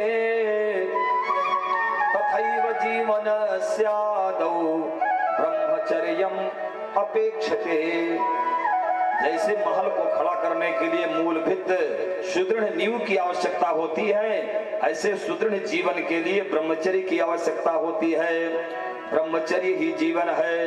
बिंदु पतनम मरणम बिंदु रक्षणम जीवनम, संतों ने कहा है। जिसने ज्यादा अपने बिंदु को, अपने वीर को ऊर्ध्व रेतस बनाया है, उतने उसकी लोक प्रसिद्धि हुई है। और यहाँ मूत्र चमोदते ही लोक और परलोक में वो सुखी हुआ है। और जिसने जितने इसका क्षरण किया है उतने जल्दी खेल खत्म। इसलिए ब्रह्मचर्य की शिक्षा दिया। प्रथम अवतार, द्वितीय अवतार में भगवान शौकर सूकर के रूप में आए, तृतीय अवतार में देवर्षि नारद के रूप में आए, चौथे अवतार में भगवान नर नारायण के रूप में आए, पांचवें अवतार में भगवान कपिल देव के रूप में आए। बोलो कपिल भगवान की जय। अपनी मैया को सांख्य शास्त्र की शिक्षा दे करके और जाकर के गंगा सागर में निवास किया। छठे अवतार में भगवान अनुसुईया के गर्भ से आए और इस प्रकार से क्रम से प्रहलाद के रूप में आए, यज्ञ के रूप में आए। अष्टवें अवतार में भगवान मेरु देवी से नाभ के और राजा महाराज नाभ से यज्ञ के रूप में अवतरित हुए। नौवें अवतार में भगवान पृथु के रूप में आए।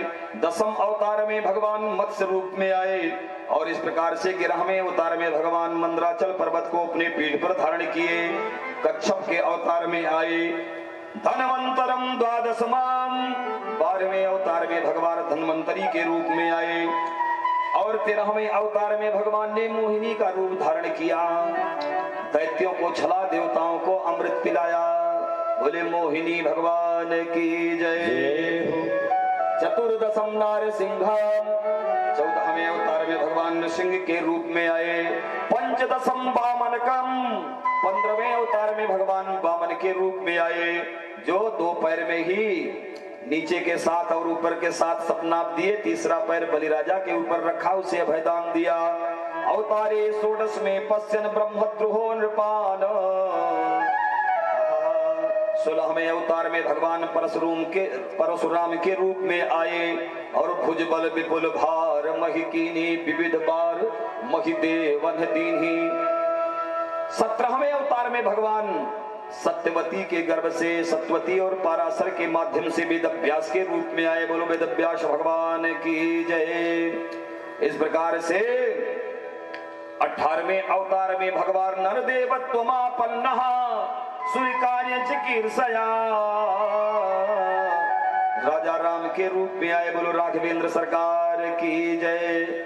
19वें अवतार में भगवान कृष्ण और बलदाऊ के रूप में आए और 20वां अवतार भगवान का किस रूप में हुआ? बोले ततः कलौ संप्रवृत्ते सम्मोहाय सुरद्विषाम बुद्धो नाम न जन सुतः की कटेषु भविष्यति। उस समय अवतार नहीं हुआ था जब संहिता लिखी गई। भविष्यति क्रिया लगी भविष्य काल की, तो बौद्धावतार हुआ बाद में। इसके बाद भगवान के और जितने अवतार हुए वो सब भी अवतार इसके अंदर सम्मिलित किए गए। कुल मिलाकर 24 अवतारों की कथा है और 24 तत्व भी पाए जाते हैं महाराज। ये सब आप सांगोपांग कल के क्रम में श्रवण करेंगे। इस प्रकार से इन सब अवतारों में श्रेष्ठ कौन है? बोले एते चांस कला पुंसा कृष्णस्तु भगवान स्वयं इंद्रारिव्याकुलं लोकम मृडयन्ति युगे युगे। कृष्णस्तु भगवान स्वयं, कृष्ण स्वयं भगवान है इन अवतारों में। और देखो इसके बाद अवतारों का रहस्य बताया और बोले महाराज ये भागवत पुराण की रचना कब हुई, किस युग में हुई, जरा बता दीजिए। कस्मिन युगे प्रवृत्तेयं स्थाने वाक्येन हेतुना। बोले द्वापर का समय था, द्वापर का अंत हो रहा था। एक दिना की बाद व्यास जी महाराज गए, सरस्वती नदी में स्नान किया और भगवान का ध्यान करने लगे। ज्यों ही ध्यान किया महाराज तो व्यास जी के मानस पटल पर चारों युग का चक्र घूमने लगा। पहले सतयुग आया, बोले हाँ ये ठीक है, बहुत अच्छा है। उसके बाद त्रेता आया, बोले ये भी ठीक है, चलेगा। उसके बाद द्वापर आया, बोले ये तो कम कुछ ठीक दिखाई पड़ता है, परंतु चलो चलेगा, ठीक है ये भी चलेगा। लेकिन ज्यों ही कलयुग की काली मां दिखी व्यास जी को उस चक्र में महाराज, चतुर्थ चक्र में, सोई व्यास जी छटपटाने लगे। बोले अरे कलयुग में ऐसे लोग होंगे, अपने माता पिता को प्रताड़ित करते वाले, भाई से भाई लड़ने वाले कलयुग में होंगे, सहोदर भ्राता ऐसे लोग होंगे, धन के लिए अपने भाई का हरण करेंगे, मरवा देंगे। दंड देंगे। राम राम। कलयुग की काली कालिमा को जो व्यास जी ने उस मानस पटल पर देखा महाराज, बुद्धि चकरा गई। बोले क्या करूं? तो पहले ऋग्वेद था, केवल वेदों का विभाग कर डाला हड़बड़ाहट में। वेदों के 4 विभाग बना दिए। ऋग्वेद साम अथर्वाख्यो वेदाश्चत्वारि उत्थिताः इतिहास पुराणानि पंचमो वेद उच्यते। अरे भाई, एक संहिता के चाहे 20 भाग बना दो, संहिता तो ज्यों की त्यों रहेगी, उसकी कठिनाई कहां से जा सकती है? अब तुम वैयाकरण सिद्धांत के कई भाग कर दो, लेकिन सिद्धांत का मूल विषय तो सब वही रहेगा। विभाग करने से विषय का काठिन्य कभी जा नहीं सकता। व्यास जी ने अपने 4 शिष्यों को पढ़ाया उन संहिताओं को, लेकिन कुछ फल उसका मिला ना। परेशान हो गए। बोले देखो, बोले स्त्री शूद्र द्विज बंधु नाम त्रयीना श्रुति गोचरा कर्म श्रेयसी मूढ़ा नाम श्रेय एवं भवेदिहि। अब ये वेद तो पढ़ने का अधिकार स्त्रियों को नहीं है। कुछ लोग पूछते हैं कि महाराज वेद स्त्रियां क्यों ना पढ़ें? क्यों ना पढ़ें ये मत पूछो। इसलिए ना पढ़ें कि शास्त्र का आदेश नहीं है। क्यों? क्योंकि वेद में होता है स्वर, और लज्जा स्त्री नाम भूषणम। देखो हमारा धर्म कितना साइंटिफिक है, कितना सूक्ष्म है, कितना ध्यान रखा गया है हर समाज का। नारी समाज की लज्जा का ध्यान रखते हुए प्रतिबंध लगाया ऋषियों ने। वेद में हाथ उठाना पड़ता है, और जिसे सस्वर वेद का बोध नहीं है वो चाहे जितना वेद पाठ करे। आजकल तो इसे लोकल चल रहा है सब। चंद्रमा मनस हो जाता, सूर्य हो जाए, स्रोत्राद प्राण सा मुखाद जाए, सुकुल दिया दिखावा, नाभ्या जा सीदंतरिक्ष श्रेष्ठ देव हो समवर्तत पदभ्याम भवन शास्त्रोत्ता था लोग न कल न भोग लगावा। ये सब प्रचलित बातें हैं महाराज। वेद में स्वर होता है, उदात्त अनुदात्त स्वरित। जब तक उदात्त अनुदात्त और स्वरित सब स्वरों का बोध नहीं होगा, ये जो हाथ उठता है स्वर के हिसाब से सब चलता है। और जो बचपन से वेद पढ़ते हैं तो उन्हीं को सब पता है, और सब लोकल काम है, ठीक है चल रहा है, चलने दो, उस पर ज्यादा टिप्पणी नहीं। तो इस प्रकार से अब स्त्रियां ऊपर हाथ उठावे, बताओ उसकी लज्जा जाएगी कि नहीं जाएगी? एक बात और बता दूं इस कथा प्रसंग के माध्यम से आप लोगों को, जब हर हर महादेव बोला जाता है तो उस समय माताओं को हाथ नहीं उठाना चाहिए। और कथाएं चलती रहती हैं। विष्णु प्रिया जी आ गई, वृंदावन वाले व्यास आ गए, बोले ऊंचा करो हाथों को, बोलो राधे राधे। और उन मूर्खों से पूछा जाए तुम किससे हाथ ऊंचा करने की बात कर रहे हो? देवियों से। उनको ये बोलना चाहिए हाथ देवियां ना उठाएं, केवल भाई लोग उठाएं, लेकिन सबका हाथ उठवा देते हैं। ऊंचा करो हाथ, नाचो गाओ। मर्यादा नष्ट होती चली जा रही है, लोग दिशाहीन हो रहे हैं। इस पर ध्यान देने की जरूरत है। इसी भागवत में लिखा हुआ है, स्त्री शूद्र द्विज बंधु नाम त्रयीना श्रुति गोचरा कर्म श्रेयसी मूढ़ा नाम श्रेय एवं भवेदिहि। स्त्री शूद्र द्विज बंधु नाम, स्त्रियों को शूद्रों को, द्विज बंधु नाम, और जो भ्रष्ट ब्राह्मण हैं, द्विज बंधु का मतलब भ्रष्ट ब्राह्मण, इनका वेदों पर अधिकार नहीं है। भ्रष्ट ब्राह्मण का मतलब समझ रहे हैं? जन्म हुआ पंक्ति पावन ब्राह्मण के यहाँ 3 घर में, और कुछ दिन के बाद चलने लगा सब वेज नॉन वेज उल्टा सीधा भ्रष्ट हो गए। बोले हम 3 घर के ही हो, तो हर गर्ज हो तुम्हारा गोड़ धरा। तो ऐसे ब्राह्मणों को वेद पढ़ने का कदापि अधिकार नहीं है। जिन्होंने बचपन से संध्या गायत्री का उपदेश नहीं ग्रहण किया, गायत्री नहीं जपे, संध्या नहीं किए, अपने ब्राह्मणीय धर्म का पालन नहीं किए, उनको श्रुतियों ने बहिर्मुख कर दिया। बाहर जाओ, गेट आउट। तुम जाति से ब्राह्मण हो सकते हो भाई, जाति तो जन्म तो हुआ है सुकुल जी के यहाँ, तो सुकुल ही रहेंगे ना, पटेल जी थोड़ो बन जाएंगे। अरे शेर का बच्चा शेरे होता है भाई, सियार थोड़ो बन जाएगा, रहेगा तो शेरे, लेकिन जन्म से ही शेर रहेगा, गर्भ से नहीं रहेगा। और उस सिंह का सिंहत्व तभी सफल होता है महाराज, जब वो ऐसी गर्जना करे कि लोगों का हृदय विदीर्ण हो जाए, तब तो उस ब्राह्मण का जन्म सफल है। ब्राह्मण के कुल में जन्म लेकर के और जिधर जाए, लोग अपने आप आपके घोड़े में फाट पड़े आए के, साष्टांग दंडवत करें और देखें कि कोई आ रहा है ब्राह्मण का बेटा, दैदीप्यमान ललाट और लालिमा लिए हुए सुकर्मी ब्राह्मण। शेर के यहाँ जन्म लेकर के ठीक है, सिंह के यहाँ जन्म हुआ, सर्कस में नाच रहे हो, नाचो, वो अलग की बात है। तो इस प्रकार से इति भारतमाख्यानम, व्यास जी ने क्या किया कि महाभारत की रचना कर डाली महाराज, जिसमें 1.25 लाख श्लोक हैं और महाभारत में सब कुछ डाल दिया, कुछ बचा नहीं। अर्थ नीति, धर्म नीति, राजनीति, जितनी नीतियां होती हैं, व्याकरण के सारे सूत्र, राजाओं की वंशावली।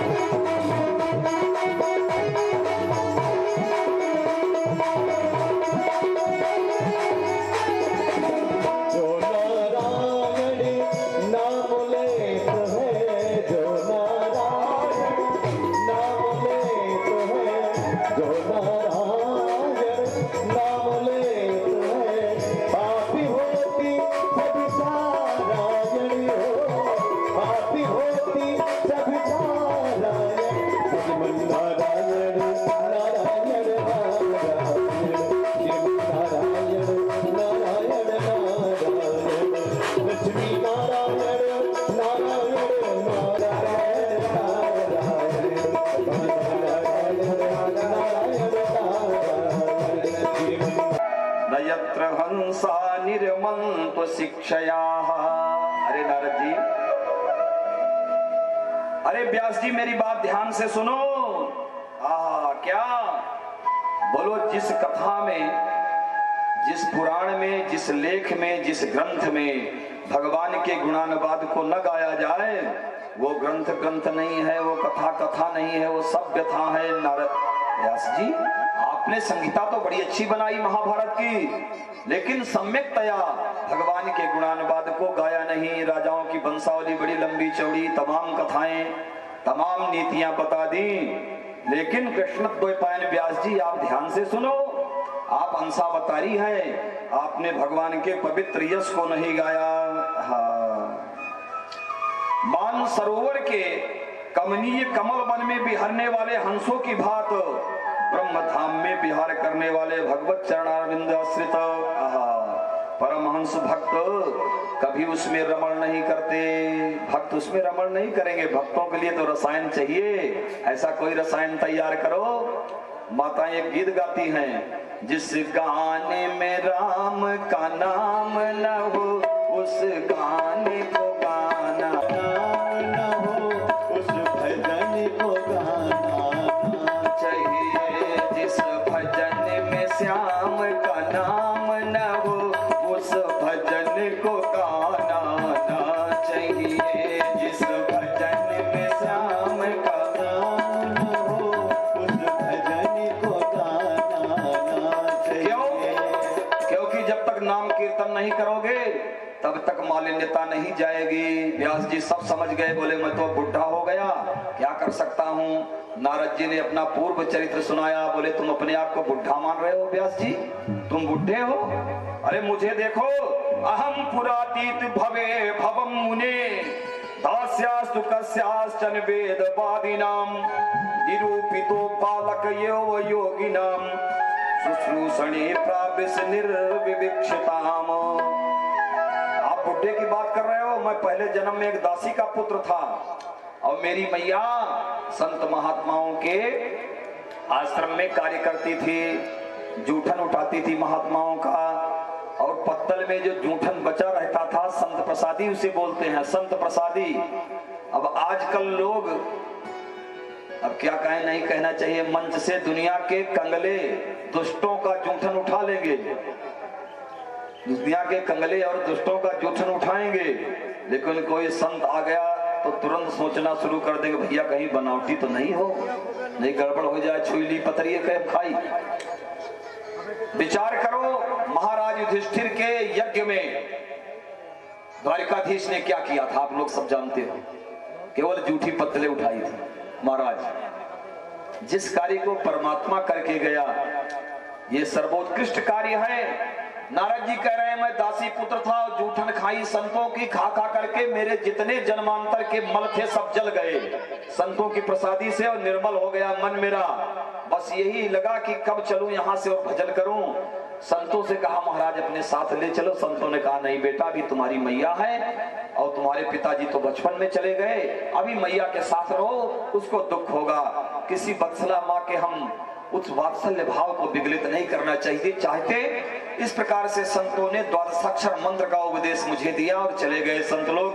कालांतर में मेरी मैया को सर्पदंश हो गया, मैया स्वर्ग सिधार गई। मैं गया उत्तराखंड, उसी मंत्र का अनुसंधान करता रहा। भगवत धाम का मुझे दर्शन हुआ, भगवान की बाकी झांकी दिखाई पड़ी, पुनः लुप्त हो गई। छटपटाहट बढ़ी, भगवत वाणी हुई, आकाशवाणी हुई, अय वत्स, अय लाल, अभी इस जन्म में संभव नहीं है, समय की प्रतीक्षा कर। कालांतर में सब कुछ लय हो गया और मैं उस पर ब्रह्म के परम उदर में समाहित हो गया। लेकिन पुनः जब मेरा जन्म हुआ, ब्रह्मा जी के हम मानस पुत्र बने, तो पूर्व जन्म की स्मृति याद रही। आवाज देखो, वही दासी पुत्र नारद जगत पूज्य नारद हो गया। बोलो सच्चिदानंद भगवान की जय। और भगवान ने प्रसन्न होकर के मुझे एक दिव्य बीणा प्रदान करी। ऐसी बीणा महाराज जिस पर हमेशा ब्रह्म स्वर बजता रहता है। ब्रह्म स्वर, देवदत्ताम इमाम बीणा ब्रह्म स्वर ब्रह्म विभूषिता, देवदत्ताम इमाम बीणाम। ये बीणा देवदत्त नाम की है अथवा भगवान के द्वारा दी गई है। देवदत्ताम इमाम बीणा स्वर ब्रह्म विभूषिता, मूर्छयित्वा हरि कथा गायमानाश्चराम्यहम्। यही बीणा लेकर के, इस बीणा पर हमेशा अपने आप स्वर चलता रहता है नारायण नाम का। और देखो स्वरों की उत्पत्ति कहां से हुई है। हमारे ऋषियों ने, मनीषियों ने संधान किया, अनुसंधान किया, खोज किया और स्वरों को ढूंढ निकाला। 7 स्वर होते हैं महाराज, षडज, ऋषभ, गांधार, मध्यम, पंचम, धैवत और निषाद। ये सब ब्रह्म व्यंजक स्वर हैं और इन्हीं को हमारे संगीत वाले जब बांध करके महाराज गाते हैं तो स्वर साधना बड़ी कड़ी साधना है। स्वर साधना में बहुत कम साधक सफल होते हैं। 7 ही स्वर हैं। सप्त स्वराः कौन? सा, रे, गा, मा, पा, धा, नी, नी, धा, पा, मा, गा, रे, सा। सारे गा मा पा धा नी, ये 7 स्वर हैं। इन्हीं को षडज कहा जाता है। और हर स्वर की उत्पत्ति अलग अलग जीव जंतुओं से हुई है। अब स्वर का बहुत बड़ा वर्णन बंशीधर पाद स्वामी ने बंशीधरी संहिता में करी है महाराज। उसका वर्णन करने में बहुत समय लगेगा। संक्षेप में समझ लें कि ये सारे स्वर प्रकृति में फैले हुए हैं। ऐसे ऐसे स्वर हैं महाराज। जब कलाकार उन स्वरों का समय क्या क्या होने वाला है, महाराज परीक्षित कौन सा प्रश्न करेंगे, सूत जी क्या बोलेंगे, सौनक जी क्या बोलेंगे, सब मानस पटल पर घूमने लगा। अब कुछ लोग प्रश्न करते हैं, ए महाराज संहिता तो पहले बनी थी और परीक्षित जी ने बाद में कथा सुनी है। परीक्षित वाच आया हुआ है, परीक्षित बोले, सूत वाच सूत जी बोले, सौनक वाच सौनक जी बोले, तो ये 18,000 श्लोकों वाली संहिता कहाँ गई? तो इसका उत्तर आप लोग नोट कर लें। जैसे वाल्मीकि रामायण की रचना महर्षि वाल्मीकि ने पहले कर दिया था राम चरित्र से पहले, ऐसे ही भागवत जी का प्रणयन नारद जी की प्रेरणा से प्रेरित होकर के व्यास जी ने पहले कर दिया था। व्यास जी त्रिकालज्ञ थे। ब्रह्म नद्याम सरस्वत्याम आश्रमः पश्चिमे तटे सम्या प्रासयति प्रोक्त ऋषीणाम सत्रवर्धनः। तो भक्ति योगेन मनसि सम्यक प्रणहिते मने अपश्यत पुरुषम पूर्वम मायांचा तदपाश्रयामो। व्यास जी ने जब संकल्प लिया तो परम पुरुष का दर्शन हुआ और भगवान की माया का दर्शन हुआ। गणेश जी बने राइटर, लेखक बन गए गणेश जी, और व्यास जी बोलते गए, गणेश जी लिखते गए। इस प्रकार से 18,000 श्लोकों वाली दिव्य संगीता का निर्माण हो गया। बोलिए भागवत भगवान की जय। महाराज, आपने भागवत के प्रणीता के बारे में बताया, अब बताइए इस कथा के कथयिता के बारे में भी आप बता चुके, अब कथा के श्रोता के बारे में बताइए। भागवत जी के प्रथम श्रोता कौन है? आदि आदि। जब श्रोता का नाम लिया तो महाराज परीक्षित याद आ गए। किसको? सूत जी को। बताना शुरू किए। बोले यदा मृधे कौरव सिंजजानाम वीरे स्वथो वीर गतिम गतेषु ब्रिकोदरा विद्ध विमर्श गदाम ब्रिकोदरा विद्ध गदा विमर्श भगनो रुदंडे धृतराष्ट्रपुत्रे यदा मृधे कौरव सिंजयाना वीरे स्वथो वीर गतिम विधाय यदा मृधे कौरव सिंजयाना वीरे स्वथो वीर गतिम गतेषु भगनो रुदंडे धृतराष्ट्रपुत्रे ब्रिकोदरा विद्ध गदा विमर्श ब्रिकोदरा विद्ध गदा विमर्श यदा मृधे। ये उस समय की बात है जिस समय महाभारत विभीषिका उसकी शिकारिया गाना भी दीवाना है, उतना देना है, उतना देना का।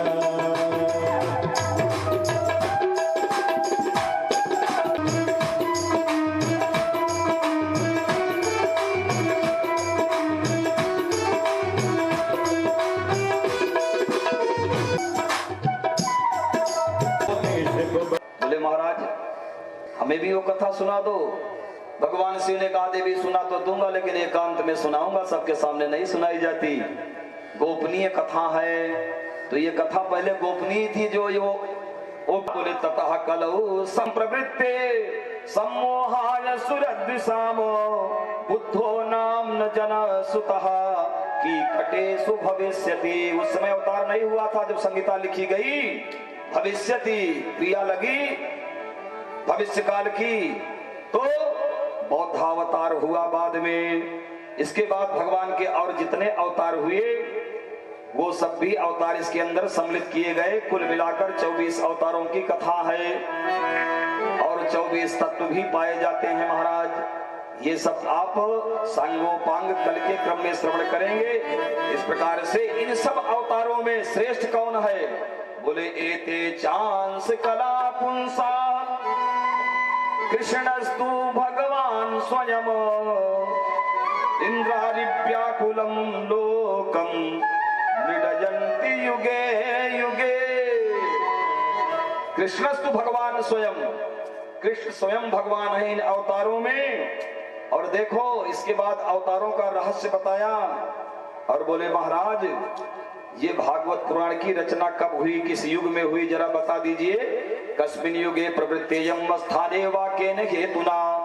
बोले द्वापर का समय था, द्वापर का अंत हो रहा था। एक दिना के बाद व्यास जी महाराज गए, सरस्वती नदी में स्नान किया और भगवान का ध्यान करने लगे। ज्यों ही ध्यान किया महाराज तो व्यास जी के मानस पटल पर चारों युग का चक्र घूमने लगा। पहले सो आ रहा है, ये सो रहे हैं, अभी सबको मार देगा तो महाभारत का परिणाम रिजल्ट सब उल्टा हो जाएगा। तो इस प्रकार से भगवान ने जगाया पंच पांडवों को। बोले चलो मेरे साथ विहार करने। कहाँ चले? बोले जहां हम ले जाएं वहां चलो, प्रति उत्तर मत करो।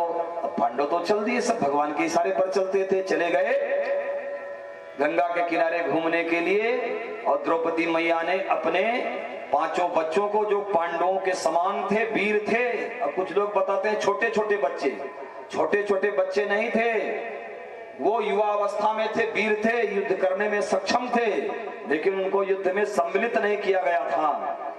इस प्रकार से उन बच्चों को सुला दिया। उस शिविर में सो रहे थे महाराज।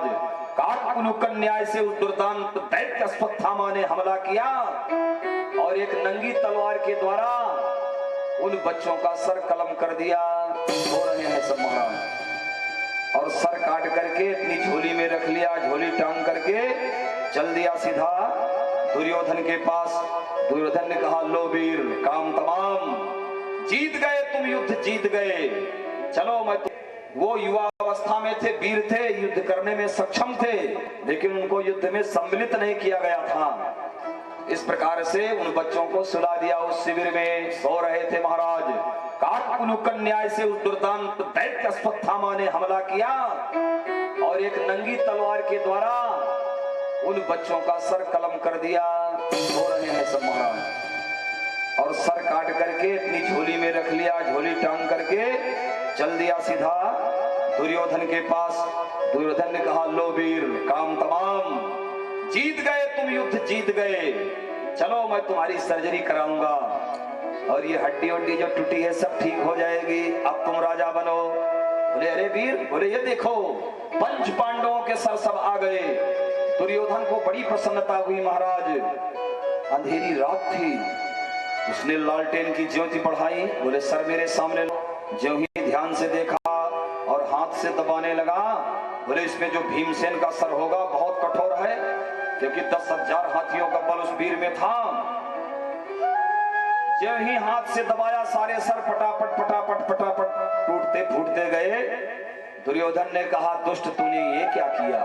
पागल, ये पांडवों के पुत्रों के सर हैं, पांडवों के सर नहीं है, तूने ये क्या किया?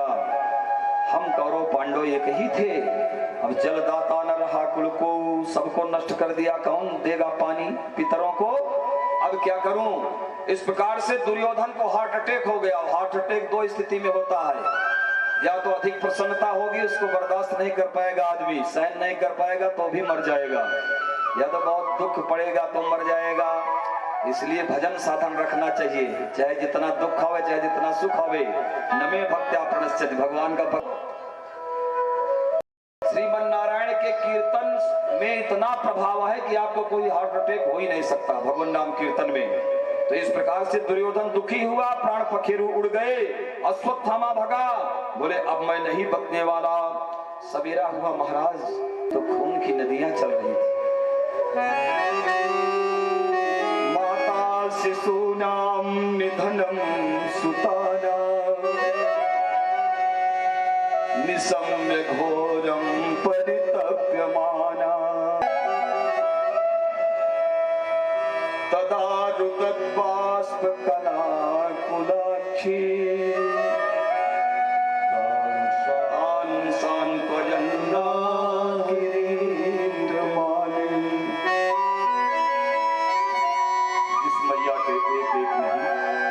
पांच बेटे एक साथ मार दिए जाए, उस मां के हृदय पर ऐसा वज्र गिरेगा, आप लोग उस क्षण की कल्पना करें। रो पड़ी मैया द्रौपदी, आंसुओं के फव्वारे चल गए। अर्जुन जी पधारे और बोले, देवी रुदन मत करो, मैं धनुर्धारी गांडीवधारी अर्जुन ये प्रतिज्ञा करता हूं कि जिसने तेरे बच्चों को मारा है, उस दुष्ट को तेरे सामने लेकर ला करके प्राण दंड दूंगा। तू जैसा कहेगी वैसे उसे मारूंगा। रथारूढ़ हुए अर्जुन और भगवान द्वारिकाधीश रथ का संचालन कर रहे हैं। अश्वत्थामा आगे आगे भाग रहा है। अर्जुन ने कहा, दुष्ट, अब तू भाग कर नहीं जा सकता, तेरा अंत सुनिश्चित है। इस प्रकार से अश्वत्थामा ने सोचा, जब अर्जुन मुझे पकड़ लेगा, बांध लेगा। कुछ ना सूझा, उसके तर्कस में था ब्रह्मास्त्र, और ब्रह्मास्त्र का संधान कर दिया महाराज।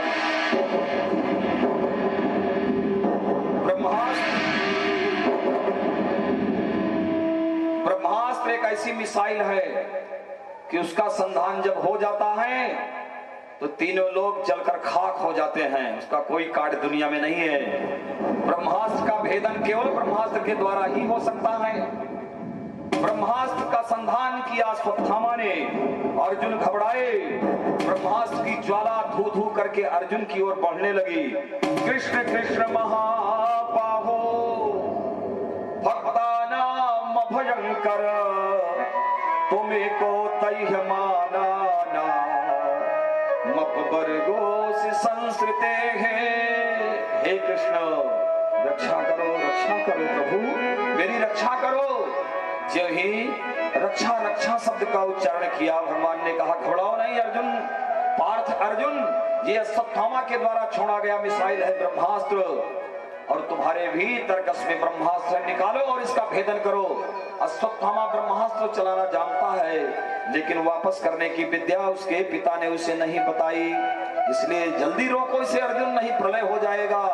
अर्जुन ने तुरंत भगवान का ध्यान किया और अपने धनुष पर ब्रह्मास्त्र का संधान करके अश्वत्थामा के ब्रह्मास्त्र को गगनांचल में ही शांत कर दिया। बोलो सच्चिदानंद भगवान की जय। और उस दुर्दांत अश्वत्थामा को रस्सियों में बांध करके रथ में पटक लिया। बोले चल दुष्ट, अब द्रौपदी के सामने तुझे मारूंगा। इस प्रकार से द्रौपदी के सामने ले आए महाराज। तथाघृतं पशुवत पास बद्ध ममांगमुखम कर्म जुगुप्सितेन, निरीक्ष कृष्णा कृतं गुरोः सुतं, वाम स्वभावा कृपया ननाम चा। भारत भूमि की वीर क्षत्रियाणी द्रौपदी मैया ने जब गुरुपुत्र को रस्सियों में बंधा देखा, देखो हमारे भारत का इतिहास, वीर क्षत्रियाणी का इतिहास ध्यान देकर सुनो मेरे भाइयों और बहनों। उस वीर क्षत्रियाणी ने क्या किया उस समय, जिसके 5-5 बच्चे मारे जा चुके हैं महाराज, हत्यारा सामने खड़ा है। आज की माता होती तो कहती इतनी गोलियां मारो इसके शरीर के छलने छलने हो जाए, टुकड़े टुकड़े हो जाए, सब उड़ जाए, खत्म हो जाए। लेकिन द्रौपदी मैया को दया आ गई। उवाच चा सहन्तस्य बंधना नयनं सती, मुच्यतामेष ब्राह्मणो नितराम गुरु। पार्थ इसे छोड़ दो, मुच्यताम 2 बार कहा, छोड़ दो पार्थ, छोड़ दो इसे। क्यों छोड़ दूं? इसलिए कि ब्राह्मण है, ब्राह्मणो नितराम गुरु, ब्राह्मण नित्य गुरु है और गुरु की हत्या कभी हो नहीं सकती। अरे उसी पिता का पुत्र है पार्थ, जिसने तुम्हें धनुर्वेद के दिव्य रहस्यों को बताया था, और ऐसे ऐसे रहस्य जो अपने पुत्र को नहीं बताए तुझे बता दिए। मैं तो 5-5 पतियों की पत्नी हूँ, लेकिन ये अपने मैया का अकेला बेटा है, इसकी माता गौतमी रोएगी जैसे मैं मृत वत्सा रो रही हूं अपने पुत्रों के लिए, इसलिए इसे छोड़ दो। अच्छा ये द्रौपदी कौन है महाराज? द्रौपदी दया की देवी है। बताओ, 5-5 पुत्रों की हत्या करने वाले अश्वत्थामा को क्षमादान देने वाली द्रौपदी क्या दुर्योधन को क्षमा नहीं कर सकती थी? ये विचारणीय बिंदु है यहाँ पर मेरे भाइयों माताओं। 5-5 पुत्रों की हत्या करने वाले अश्वत्थामा को दया दान करने वाली द्रौपदी क्या दुर्योधन को छोड़ नहीं सकती थी? क्यों नहीं छोड़ा दुर्योधन को? अगर द्रौपदी चाह लेती तो दुर्योधन ना मारा जाता, ये युद्ध ना होता। क्यों ऐसा हुआ? इसलिए कि दुर्योधन क्षमा का पात्र नहीं था। बोलो राधे राधे। दुर्योधन क्षमा का पात्र नहीं था, वो क्षमा के योग्य नहीं है। क्यों? क्योंकि उस दुर्दांत दुर्योधन ने अपनी जंघा खोल करके उस पर द्रौपदी को बैठने के लिए आमंत्रित किया था, और स्त्री के लिए लज्जा से बढ़ करके दुनिया में कुछ नहीं होता। वो अपने पुत्रों की आहुति दे सकती है, लेकिन अपनी लज्जा को वो नहीं गंवा सकती महाराज। लज्जा का हरण करने वाले दुर्दांत दैत्य वो नहीं छोड़ सकती, चाहे सारे दुनिया की आहुति देनी पड़ जाए। इसलिए दुर्योधन क्षमा का पात्र नहीं है महाराज।